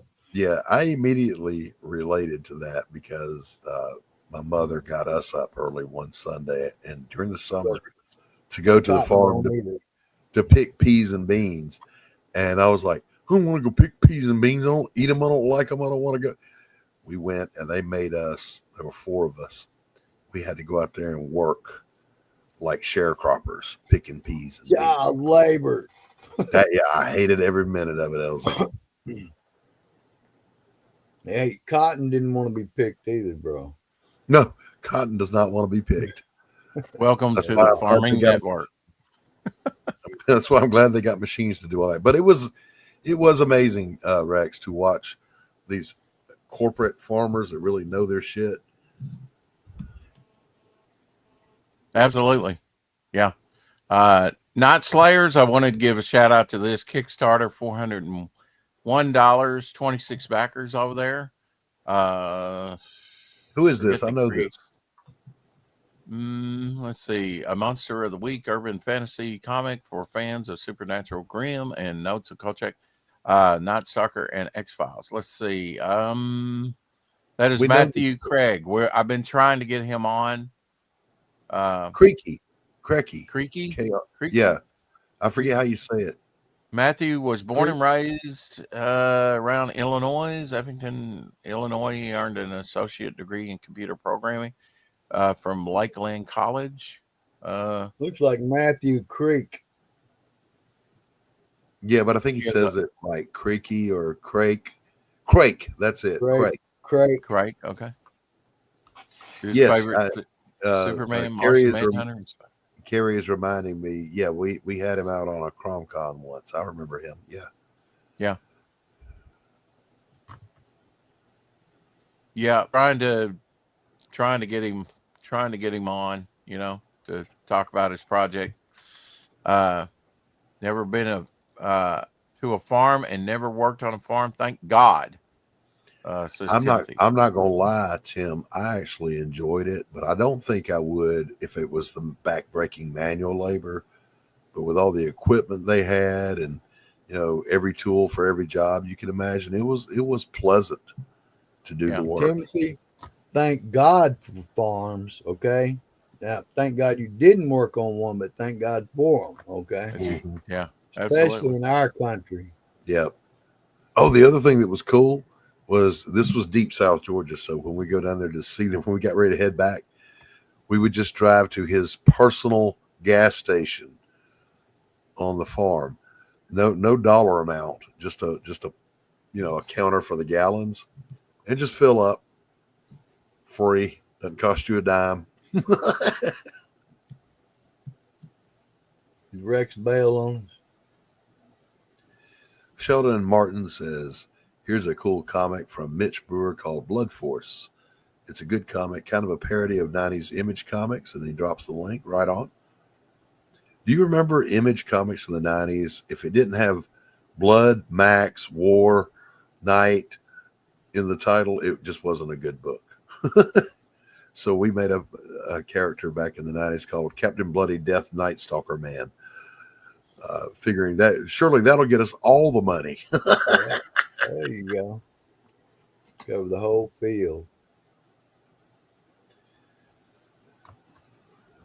Rex, where did you go? Yeah. He's an inattentive host, Elsie. Maybe he's got the rumbly tumbly.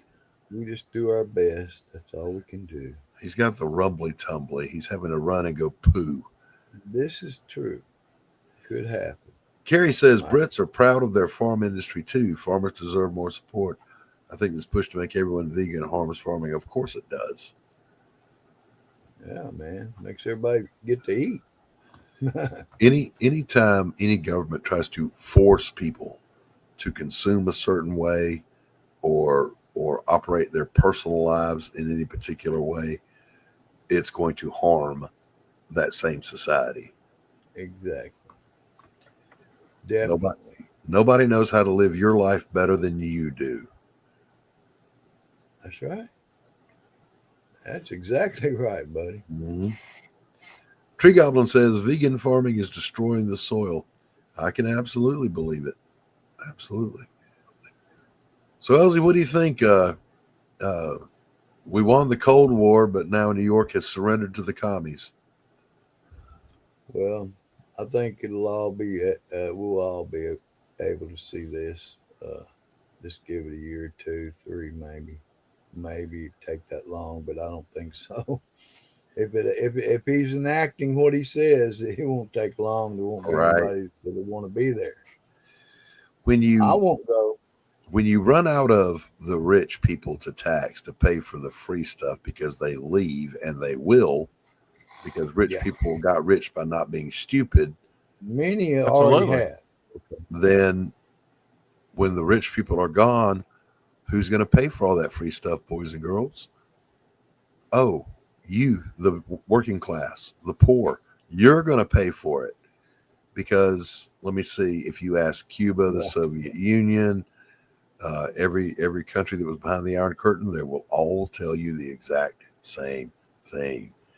Communism / socialism is just corporate misery. It's shared suffering, not shared prosperity. That's it. I'd like to show you guys a little preview of the cards that I'll be getting in later this week. Don't you threaten me. Come on. Yeah. The bystander card here, promo card. This continues the Devil Flyer Ashcan promo cards, you know, that I started with the Ashcan. And here's promo card 4 from John Dillard. Sort of the fractured reality. The books will remain the same like they were on the first 2 cards there. And here's promo card 3. So continuing that, if you got the Ashcan, you got promo card 1 and 2. And this will be 3, the Armored Flyer, which a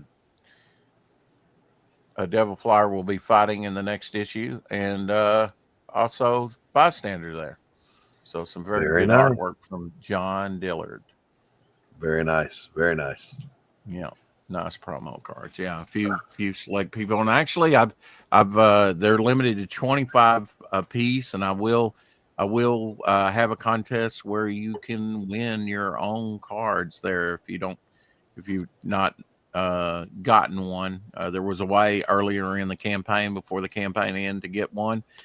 Some people are already designated for some of the cards, but I will have an overage of some, and you'll get your chance to win a couple of those, and maybe even a pizza round, just to make Elsie happy to know that let people know that I'm not a total Grinch about giving artwork away. I mean, I'm giving every backer away a head sketch, and with your membership card, you get a sketch card. So I am giving artwork away. I'm giving at least this much artwork away right now.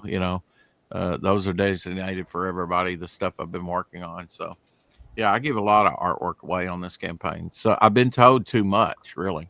And now Elsie wants me to give away even more. So, he may have forgotten I'm already giving everybody 2 pieces of artwork, which he will be receiving as well with his order, because he's backed Devil Flyer. If you haven't backed Devil Flyer, go back it today. And yes, not Doc, only that, I will be receiving a piece from Doc on the Grave Tales. Oh, that's right. Yeah, Grave Tales, and then also a piece of Bog artwork that's being made into a card next from Omer Glitch. Absolutely, yeah. Give it away now. It says. I did a cover for RJ. I don't remember doing a cover. Oh, RJ William. Yeah. Yeah. We were looking at your Damn Dirty Thing campaign with the sound effects earlier. In pushing your book, and that people can still receive that, right, Doc? Yeah, campaign's still up. Campaign's still up. There are, I think, as of today, there are 13 copies left of the original first run novella. Once they're gone, because my new publisher, of course, is taking over the second edition printing. So that'll be your last chance to get that first edition with the art in it. It's got like 10 or 12 illustrations in it that do not appear in the new book. And you got a contract, right, with them? I mean, to kind of take over that property they've got for, is it 3 years contract? I forget. 3, 5? It's for life plus 3 years. Wow. Okay. So the life of the author, right? Yeah. And then your estate has rights after that for 3 years. Yeah. Yes, I negotiated my contract so that when I go, all royalties, they don't dip. They stay at 100% of what I was getting goes to my designee. Now, when do you get the payoff for this, or have they paid you in advance? Not to get into too personal thing, but I'm just wondering. Well, you get paid quarterly. Quarterly. You get statement. You get quarterly statements because it's fiscal year. You know, you go through 4 quarters of the fiscal year. So we'll see. I mean, you know. So you haven't received your first quarterly? No, it just went fully live on Monday. Okay. The pre-order for the digital was up, and then the paperbacks are now up. Okay. As of Monday. Yeah, I'd love to see their logo sometime or whatever, because I assume that's going to be put on the book, right? Since they're kind of publishing it. Yeah, it's on the back cover. I don't remember what it looks like, but you can go to edgeweaverbooks.com and see all about them. Yeah. Well, that's cool. It's a little nerve-wracking. It's a little nerve-wracking, but you know. Yeah. Well, it seems like you've got the ball rolling. I mean, they reached out to you. Is that correct? Or you reached out to them? No, I went shopping for a traditional publisher, not a vanity publisher, right? Yeah. And I looked at and narrowed it down to about 10 publishers. But Jim, the publisher, the head guy, he kind of had a statement where he wanted to produce content for men because the world has kind of gone the other direction for so long. And I thought, well, you know, I kind of got manly stuff here. And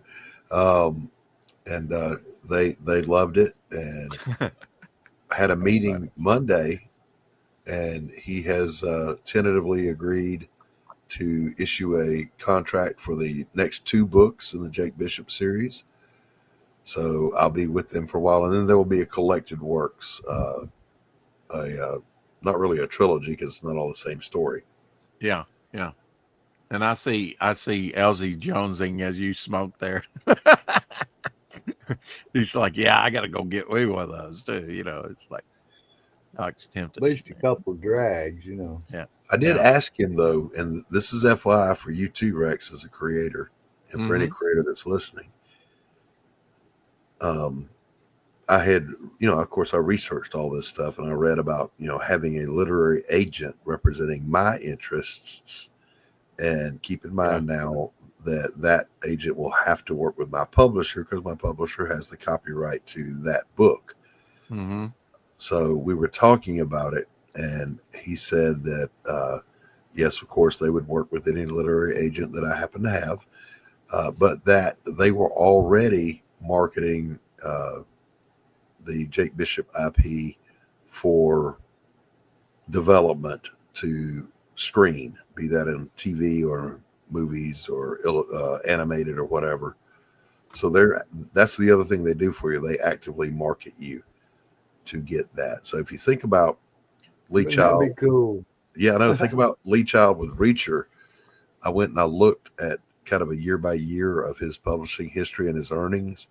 And he starts off slow and modest and whatever. Then he gets I think his 5th book kind of became a hit, and he started making some good money. Then he got his movie deal. And here a few years later, he's a millionaire, multimillionaire. I want that. I want it. I want that. Yeah. Yeah. Well, I mean, Doc, I was talking about this the other day that, you know, you could have some health problems and burn through a couple $1 million. I had a friend do that, you know, very easily. Fortunately, they had. Yeah, but that's only for people that care about their health. I don't. Well, but you know, if something was to happen to you like that, Doc, or your wife or your daughter, God forbid, or whatever, somebody close to you, loved one, you know, you got to pay the bills, right? And medical bills can wipe out fortunes. You know, you need a couple $1 million in the bank just to be somewhat secure, I would say. And but you can burn through a couple $1 million with health issues very quickly, you know? Sure. But think about it like this. If you're not making good money, that stuff can still happen to you. Oh, absolutely. And, you know, I guess I'll wind up ground up into Soylent Green. I don't know, but because I don't have that good money yet, but never same. have had. Same. Yeah. I But mean, I see my brother's right the opposite. I mean, he complains about an off year with the crop. My God, he's still, making good money compared to me. Are you kidding? I mean, yeah. I mean, I did maybe okay. my whole life I've raked in what he did on a good year. Maybe. Yeah. I did okay financially as a counselor. I mean, if anyone's ever curious, just look up how much it costs you to go get a counseling session. You'll get an idea. Mm-hmm. Yeah. And that was all well and good. And then as I retired, my paintings were making me just as much money as the counseling was. But then the world ended in 20 and 21, and I couldn't give a painting away. Yeah. Yeah, I mean, I've heard that. Art is great. Art is, buying an original is a great opportunity for people, especially if you think that artist is going to go somewhere, and be valuable in the future. But in this community, it's like Rex. We just want story. We want a good story. Mm-hmm. Good escapism. So you're on the right path, I believe, Doc. You're churning out great stories, and so under obligation. Remind me, you have to do one a year minimum. We don't have a definite schedule yet for it. Okay. I've got to get both manuscripts, my final edit pass on each of them. Let's see, Blood on the Bricks is finished, but I've got to do a final edit pass. And then I've got probably another 20,000 words to go on the current book, Justice for Something Like It. And then I will submit those. They will run them through their process, and then we'll do a contract and come up with a schedule at that point. Okay. Yeah. So I don't know. I don't know exactly how that works. Yeah. I'm new to this. I think you're ahead of the game, though, aren't you, Doc? I mean, as far as your writing, you're hitting the ground with something underneath you already, sort of a cushion to fulfill your contract with. It's so easy. Writing the Jake Bishop stuff comes so easy to me. Yeah, because I think I've shared with you, Rex. Are you afraid to get sort of typecast? I mean, in your thinking that's all you want to do, or maybe this is all you want to do. This is, at least for now, that's all I want to do. Okay. But, I've told you kind of my writing process isn't a lot like anyone else's that I've ever heard. I don't start with a story idea or a plot or an outline. I hear conversations taking place. Bits of dialogue. And I daydream through them and I go, okay, who is saying that? Who are they saying it to? What would whoever that is say back? Where are they having this conversation and why are they having that conversation? And the scenes begin to build themselves, and then you can build a story around that stuff. I think that's funny. You would, people that hear conversations in their head like that would have been burned as a warlock or witch. But that's true. I mean, you have to write your stories backwards. You'd have to be like Galileo and write it, or Leonardo and write it cryptically. Well, what Elsie's referring to is a lot of writers will tell you, you start a book and then you write the end of it and then you make them meet in the middle. And there's a lot of truth to that. Yeah. But I remember I had a line that popped in my head for this book. It was just one line, and it was Bishop's voice, and he says, "I was tired, the kind of tired sleep don't fix." And I was like, "Ooh, that's a good line. Write it down. Write it down, or you'll forget it." Yeah. Why? And then your brain goes, "Okay, why is he tired? What's he been doing?" And you start creating all of that. It's like, okay, there's the story. Yeah. Yeah. Yeah. I mean, I've got a dull pencil is sharper than the sharpest mind. That's right. Yep. Well said. My pastor used to say that. He said, "I learned that one thing in seminary." And, I always get that picture of that little nubby pencil, that we all had in high school. Sheldon Martin says, "What if the voices you heard were someone else's thoughts?" Yeah. Yeah. Professor X. He's that. Glacier says that BS doesn't work on me. You will I not think psych me out with it. I mean, I have learned now over the last 3 years now. I know when it's Bishop's voice I'm hearing in those dialogues. I can tell. Okay, Yeah. Bishop said that. That's a Bishop line. So, but it's fun. Don't move around too much, Doc. I think Elsie's drawing you. Oh Lord, no. He's got he's drawing something. It looks like he's doing one of our in portraits. the current book. There's I'm fiddling, man. a young lady that gets infatuated with Bishop, and she said, blah blah blah blah blah. I choose to be with you. And Bishop looks at her and he goes, "I'm not a choice. I'm a bad decision."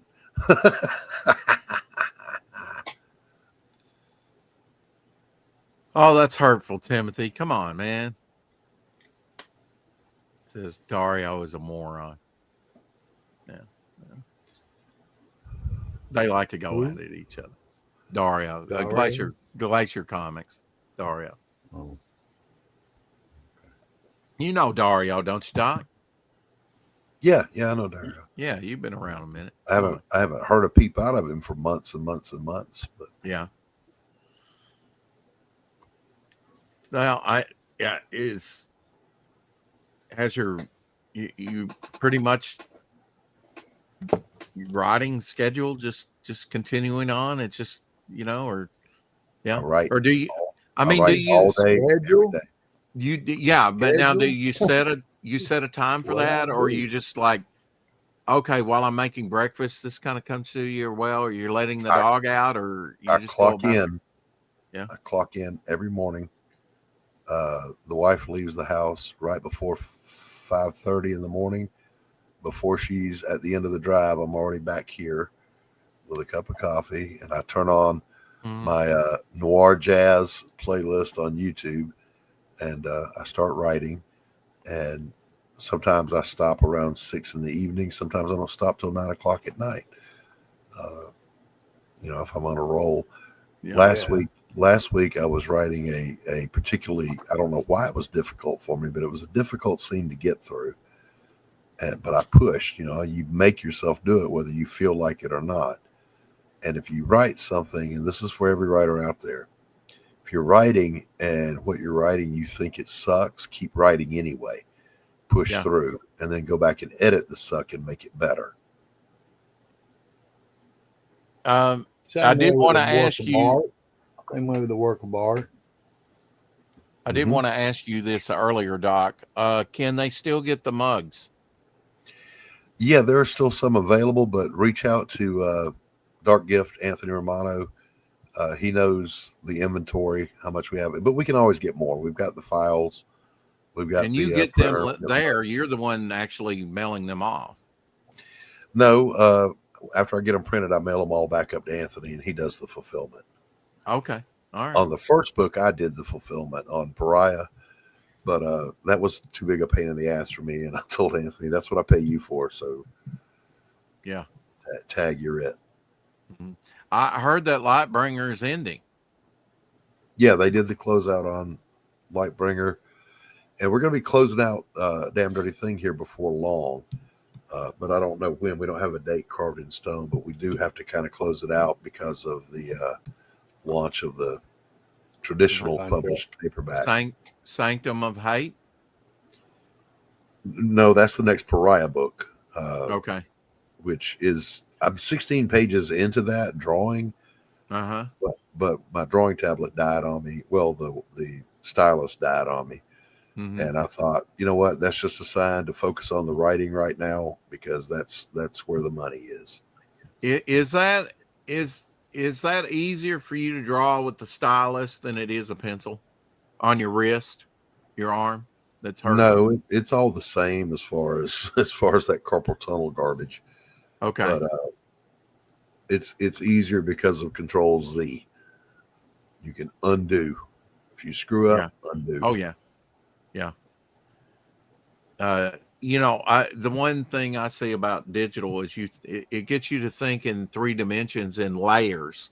That's what I feel like a lot of sequential sort of, flattened out artwork, even though you have perspective, if you understand that and everything.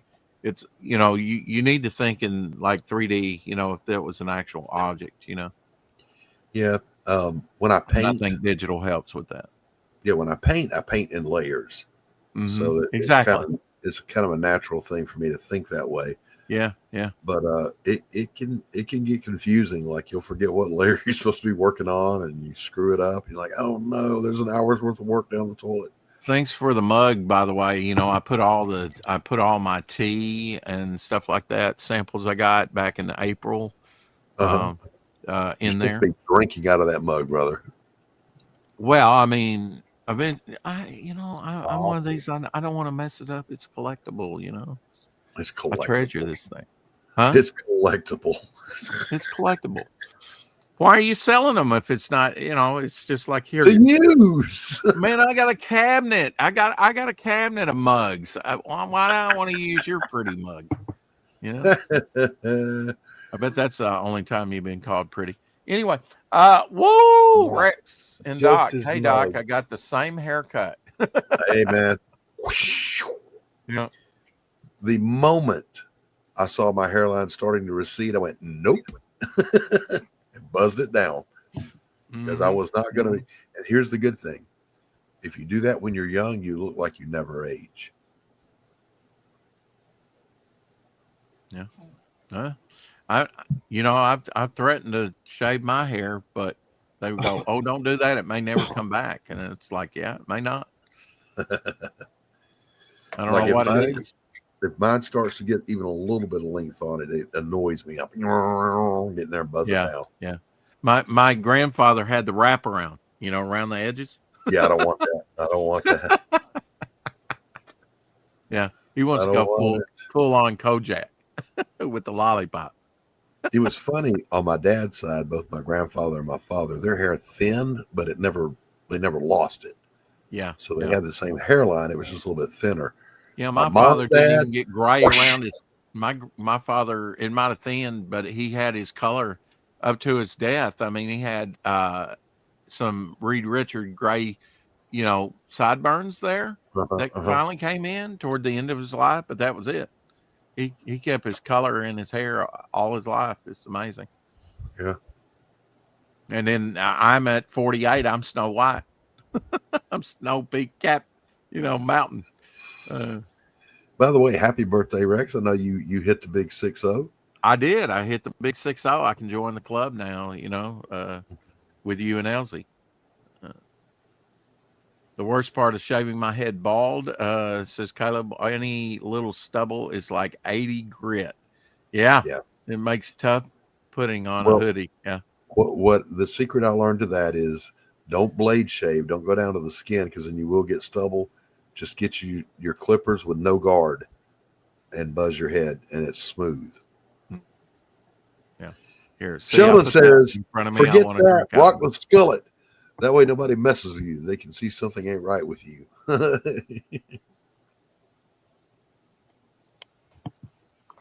So things are going pretty good with your show? Oh, I never know how my show goes, Rex. Yeah, you just do it. Okay. It goes.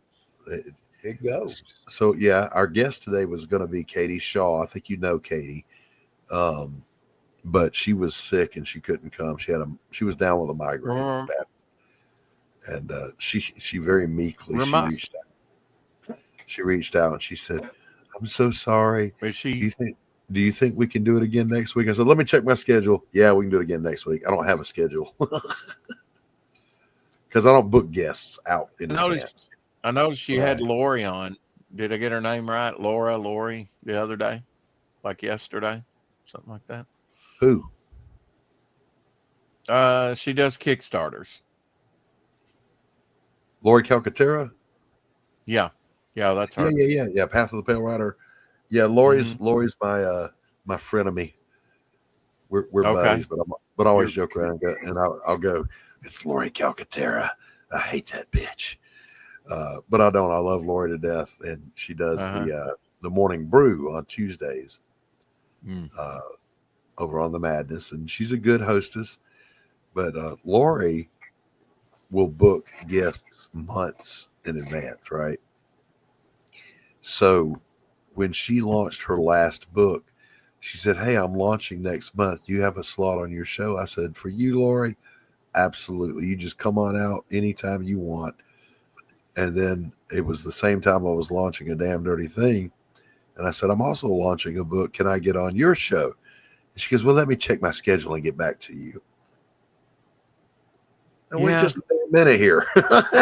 Yeah. You scratch my back, I scratch yours. Yeah. Yeah. Did you ever go on hers? Oh, yeah. Okay. We have a good time.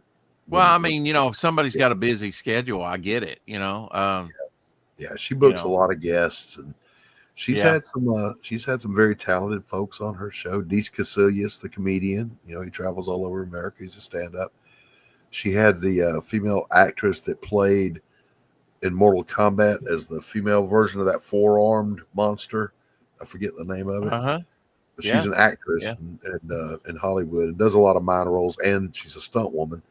She had her on there, and that woman was an absolute hoot. She was funny as hell. Well, tomorrow we're having Frederick Gumont on with his Rattel, Fund My Comic, and I think we're going to get Keith Gleason and hopefully Amy as well. You mean Frederick Gumont? Frederick Gumont? Yeah, Rattel, Honey Badger. Yeah. Wait, who? Rattel is his character, and that means Honey Badger in French. Okay, yeah. He's up in Quebec. He's kind of up there by Sim. Rex. Guimont. Say it. Guimont. Guimont. There it is. Frederick Guimont. Frederick Guimont. That's the thing about it, Doc, is if I hear it, I can say it. Sometimes I can't say it if I don't hear it. Mm-hmm. Timothy Olsen says she played Shiva. She was in Mortal Kombat 3, the video game, and one of the movies. I never got into Mortal Kombat. I'm sorry. I stopped at Street Fighter. Yeah. I've got some of the comic books. If anybody's interested, Image Comics, I think, put them at, was it Image? No, it was Malibu. Malibu put some of those out. I've got some of those. Maybe they're worth something. Maybe they're not. Feature Friday, we will have, like I say, Keith Gleason. Hopefully we'll get Amy on too.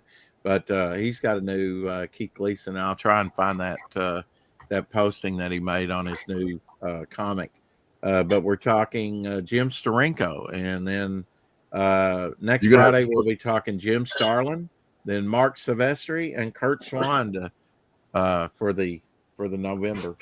We will have Edwin Bud Acevedo on the 24th, so that's coming up. And I will be on the mic stand on the 16th with Mike and giving him a hard time. Did you say you were going to have Edwin Acevedo come out?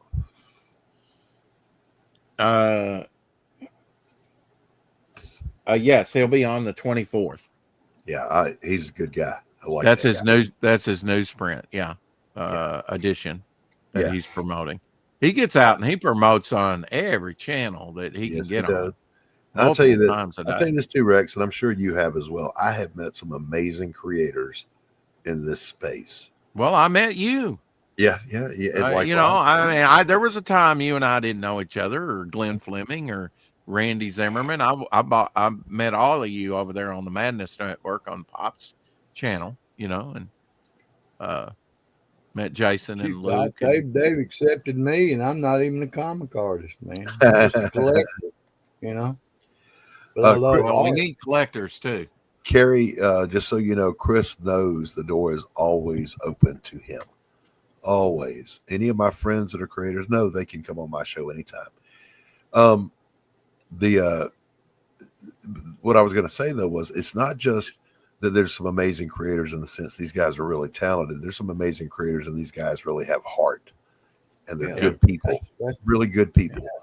And I'll take that all day long. You need to surround yourself with, Doc. You need to surround yourself with those kind of people. I'll take that over the best artist and best writer any day of the week. Give me the best heart out of the crowd. That's what I want. Yeah, them's my people. Doc's a stand-up guy. He don't take no BS off anybody, but he's underneath. He's got that softer side. He hasn't let life beat him down and make him jaded. Even me, Elmer Glitz, God's still working on us all, right? To Yeah. clear up the rough edges. Yes, You got to Elmer Glitz, work. even You got to you. work at it, though, don't you, Doc? I mean, it just doesn't come vicariously, through osmosis. I have always lived by this, and I used to say it to my felons that when I would pick up a new group every quarter, I will treat you exactly as well as you will allow me to treat you, no matter who you are. Yeah. Shout out to Elmer Glitch. He's going to have the Hump Day show tonight on his channel. Drawing stream. I know that's a shock, but we'll be drawing over there. Yep, Tim will have you out. Tim will have you out and make sure we have Darren Wagner on as one of my co-hosts because, like you, he suffers from a deplorable lack of a personality, and you two would make a wonderful. I'm just kidding. I give Darren Wagner, not D-Wag, the other Darren Wagner, I give him endless grief. I call him the man with no personality, and he laughs about it. Yeah. How is Tanner doing? Great. He's doing good. Oh, we had a long discussion this morning. He's coming out of retirement to do some drawing. Awesome. And I've got a 12-page Jake Bishop story for him to do. So I'm going to write it, and he's going to draw it. Wow. Sweet. There you go. That's it. And it's now, where would that be published? Will it be in the back of Sanctum of Hate or something by itself? With something That's kind of else? what I was thinking. Was I wanted to put it in the back of Sanctum of Hate, so it'd be because Sanctum of Hate, originally Pariah was going to be a trilogy, but I decided I'm just going to do it in 2 parts, and I really wanted it to be a big, beefy, worth your money book. So having a backup Jake Bishop story in there, I thought would be really good. So I told, I already had a scene in mind that would be 12 pages worth, but I'm thinking because of the story arc in Pariah that the Jake Bishop follow-on will be something different. It'll be related to the aftermath of Pariah Sanctum of Hate. It'll be the for those of you who don't know, Elizabeth Payne, who is the protagonist in the Pariah books, when her story arc's done, it's done. And she won't be coming back to any other books anywhere. But because of her crossover with Bishop, I never, in the Sanctum of Hate book, I don't get to tell the end of that story from his point of view. So that's what this is going to be. It'll be his point of view.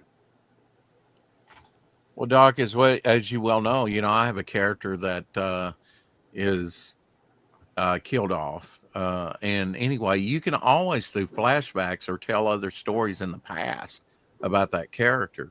I mean, just because you kill a character off, I didn't say I was killing her off. Okay. Never said I was killing her off. Just that her story is done. Okay. All right. Now, yeah, when she first meets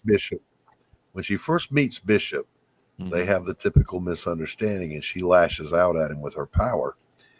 And in a contest of power, she would fry Bishop. Doesn't matter what he does.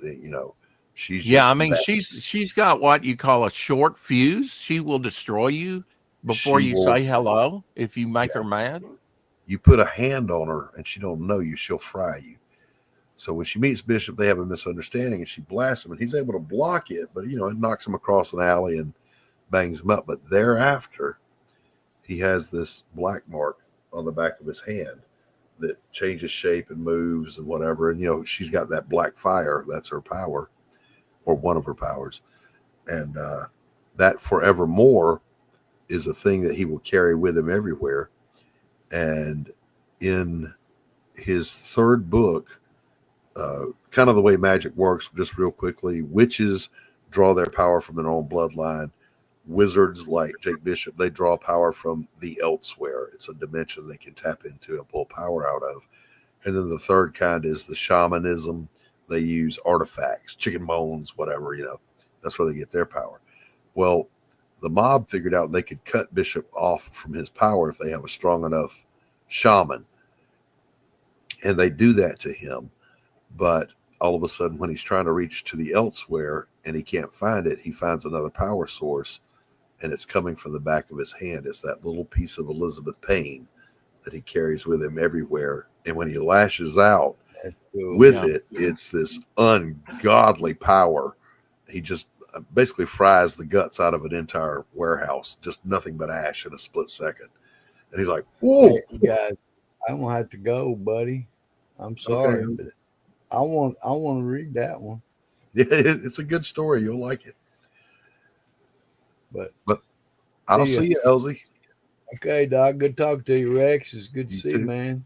See you, Elsie. I'll try to check you out tonight. Talk to you later. Okay. All right, brother. Be good, Elsie. I'll do it. So take us through do you already have it written for Tanner, or you have the sort of the premise? Well, I had the original one written, but like I was telling Elsie, you stepped away for a second. Basically what I want to do is tell the end of Elizabeth's story from Bishop's point of view, because we don't get to see that in the one I'm doing. So Tanner will be showing it from Bishop's POV. Right on. Okay.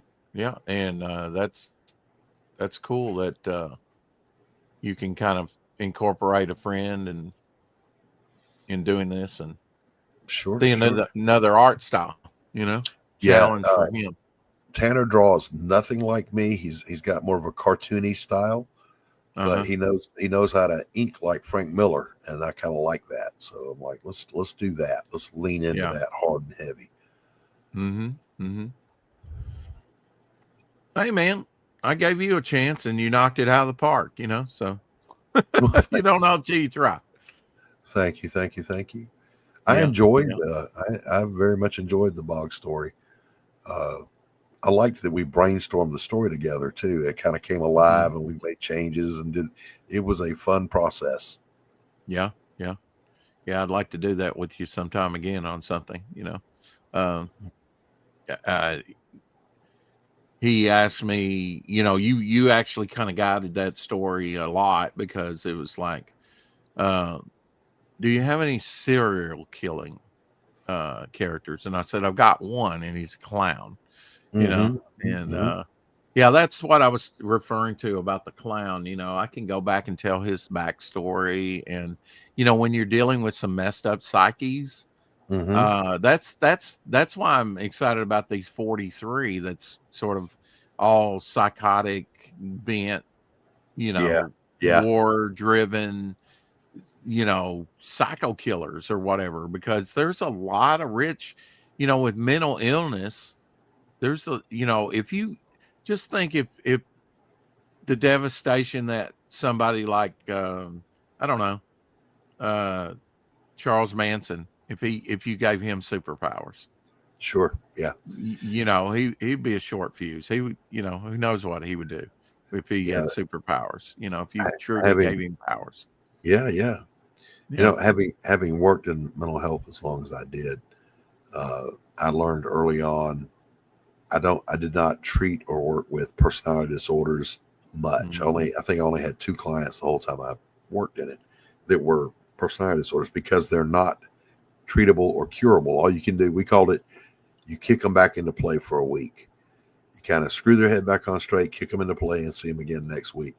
Yeah. And the rule was, if you have one of those guys, make sure they're the last patient of the day, because they will suck the soul out of you, and they do.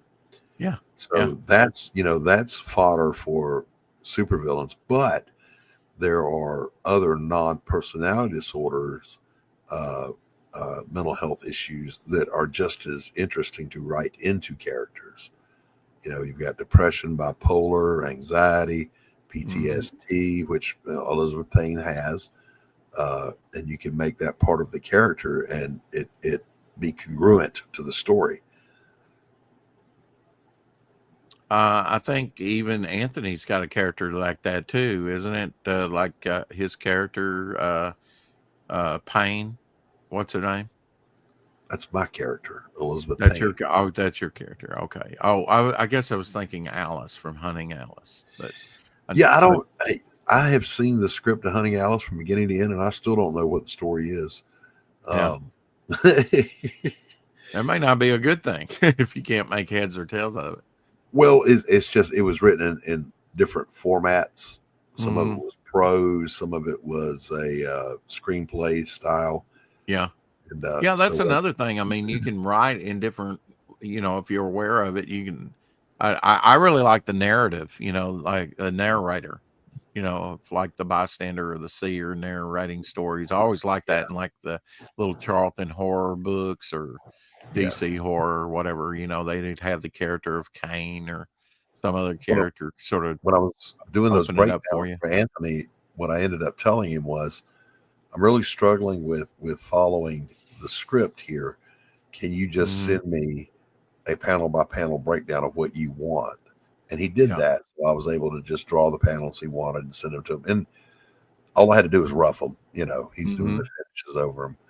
And I got carried away, and I would do a full smooth on a panel and watch him, quote unquote, destroy it by redrawing over Tear what it I apart. did in his way, and that's what he's supposed to be doing. You look at it and you go, what was wrong with that panel? That was a good panel. It's not supposed to be your art, Doc. It's supposed to be your breakdowns, his art. So we did several pages like that. And his book, Hunting Alice, is pretty damn close to finally coming out. The most the most eagerly anticipated book of the 21st century. Because it's so late. Yeah. I mean, there's different motivations for villains and stuff like that, but it is really, it's been said that the villain of the piece, your hero is only as great as your villain, and villains are sometimes. Well, what's your favorite character, Rex? Well, you could say Doctor Doom when it comes to villains or whatever. I like his backstory. Villains are sometimes more interesting than the heroes. Mm-hmm. Yeah, it's Yeah, a they rich can ground. be. I mean, actors say that, right? And actresses, they say, I like playing the villains. They're better roles.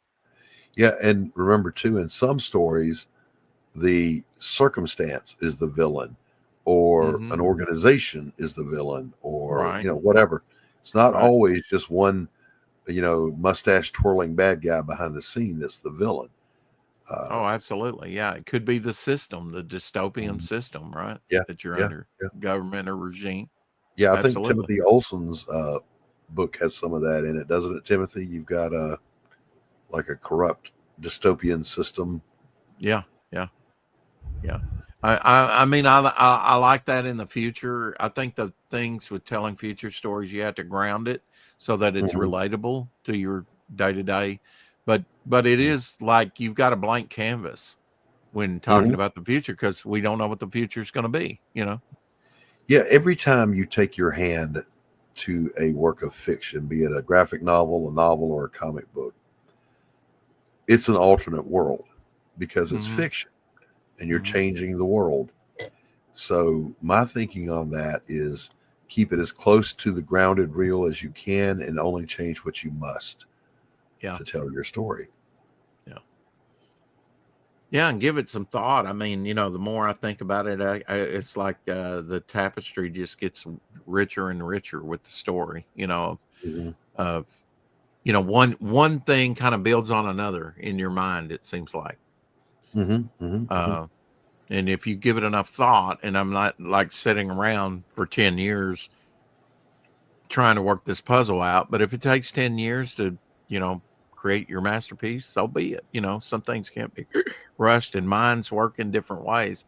For me, it's been a process, but I think it's been a good process, to work these problems out in my mind. And then also play the skeptic, right? Sort of the editor, and be able to criticize and say, okay, well, if you, like you were saying with the dialogue, okay, but who's speaking and who are you speaking to and what are they talking about? And what's the richer what's motivating context? Yeah. And I know that writing works like this for me. I will work all week writing and I'll go, hey, I'm a genius. And then I'll spend a few days editing and go, hey, I'm an idiot. There you go. And rewrite most of what you wrote. I always got this So up here. Yeah. You have to be genius and idiot. Yeah. Your editor self must be willing to call your artist /writer self an idiot. You got to change this. You got to change. I don't care how much you like that panel, Doc. You have to change it because it doesn't. You got to be brutal sometimes, and even in artwork too. If something, you know, I was taught that back in college. If some part of this painting is overshadowing everything else, and it's, you know, oh yeah, you're out, and I'm out of coffee too, Doc. You know the magic words though. But let me finish this thought first. Go ahead. You know, with the 43, I've the richness of different psychosis, you know, I guess you could say, like not necessarily just split personalities or something like that. I've got one new character that I created, pretty. I can't wait to get to her because she's like got the childlike mind, you know, all of her mind didn't come back to her in the process. You'll have to let me be your technical consultant on the mental health stuff. Oh, that would be cool. Really make it accurate. Well, you know the backstory on the 43, right? It's a Nazi superhero experiment, but it's like a transporter accident, and these people can that way. If I need a villain of the month, I know we're not monthly, but you can have one pop up, right? And then you with 43 individuals, I've got like a heat character, a code character, a sort of a speedster, a rock brutish guy, sort of a gaseous, sort of psychotic woman that I'm working with now. Yeah, that's my next thing to work on, Doc. Is one of the next things that I'm trying to develop is one character called Euphoria.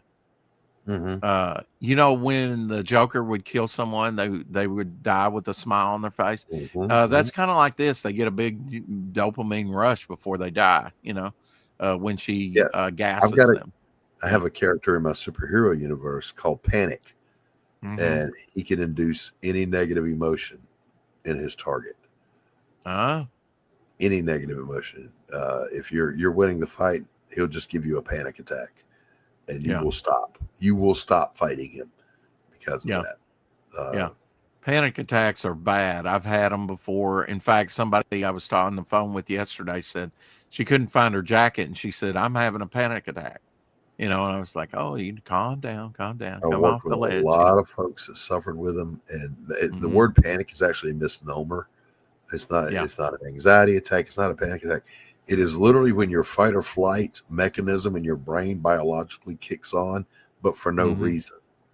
And because you can't identify a reason, your brain's analytical side goes looking for an excuse. Oh, I must be dying is the first thought.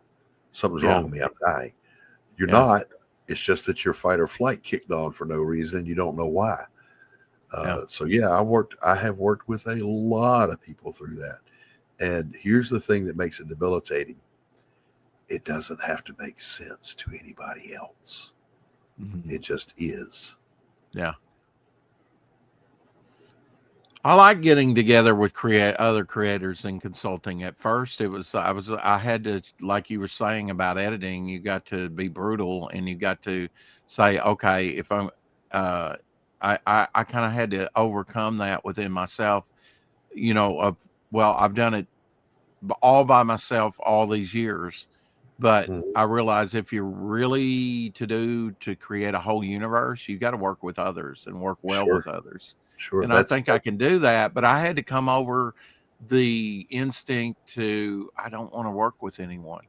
You know, but, it's instinctive to want to protect your creation. That's your baby. I'm glad you said that, because when we were talking about properties and like hell, Marvel came out with a character in their magazines. He was in issue 1 and 2, and it was Hell Rider. Since they did not do it properly, upon publication, that character became public domain. You have to make sure you get your copyright, or when you go to publish and you put it out there, it could automatically become public domain if you don't do it correctly. Yeah. But what I was going to say was, you know, you've got these creations and they're yours, and they're like the little children of your brain. It's like, oh, look what my brain made. You have to, just like your kids, send them out into the world for them to find Yeah. their way. And that's you bringing in consultants or an editor or whatever, and you're exposing your work to that. And your instinct is to guard it and go, no, don't change that. But sometimes you have to take a step back and go, now, wait a minute. If they're saying that and they're saying that, it must make sense. Yeah. You have to allow for the fact that you could be wrong. And that's take hard. everything under advisement. Yeah. Rex work with others. He doesn't even do any art for others. No fan art from Rex. Yeah. Live stream is right. Anxiety, it doesn't have to make sense to make perfect sense. Exactly right. Exactly. Yeah. All right, boys and girls. Yeah. Say the It's that magic time, words Rex. and we'll disappear. Say it together. 1, 2, 3. Keep collecting. Keep collecting. There must have been a delay. Darn it, Doc. Why do you do this to me? Thanks for coming on, bro. Really appreciate for it. having We'll me, see buddy. you again tomorrow on the 4 o'clock shadow. And I will be over there drawing on the Hump Day show over on Homer's in a little bit. Check us out.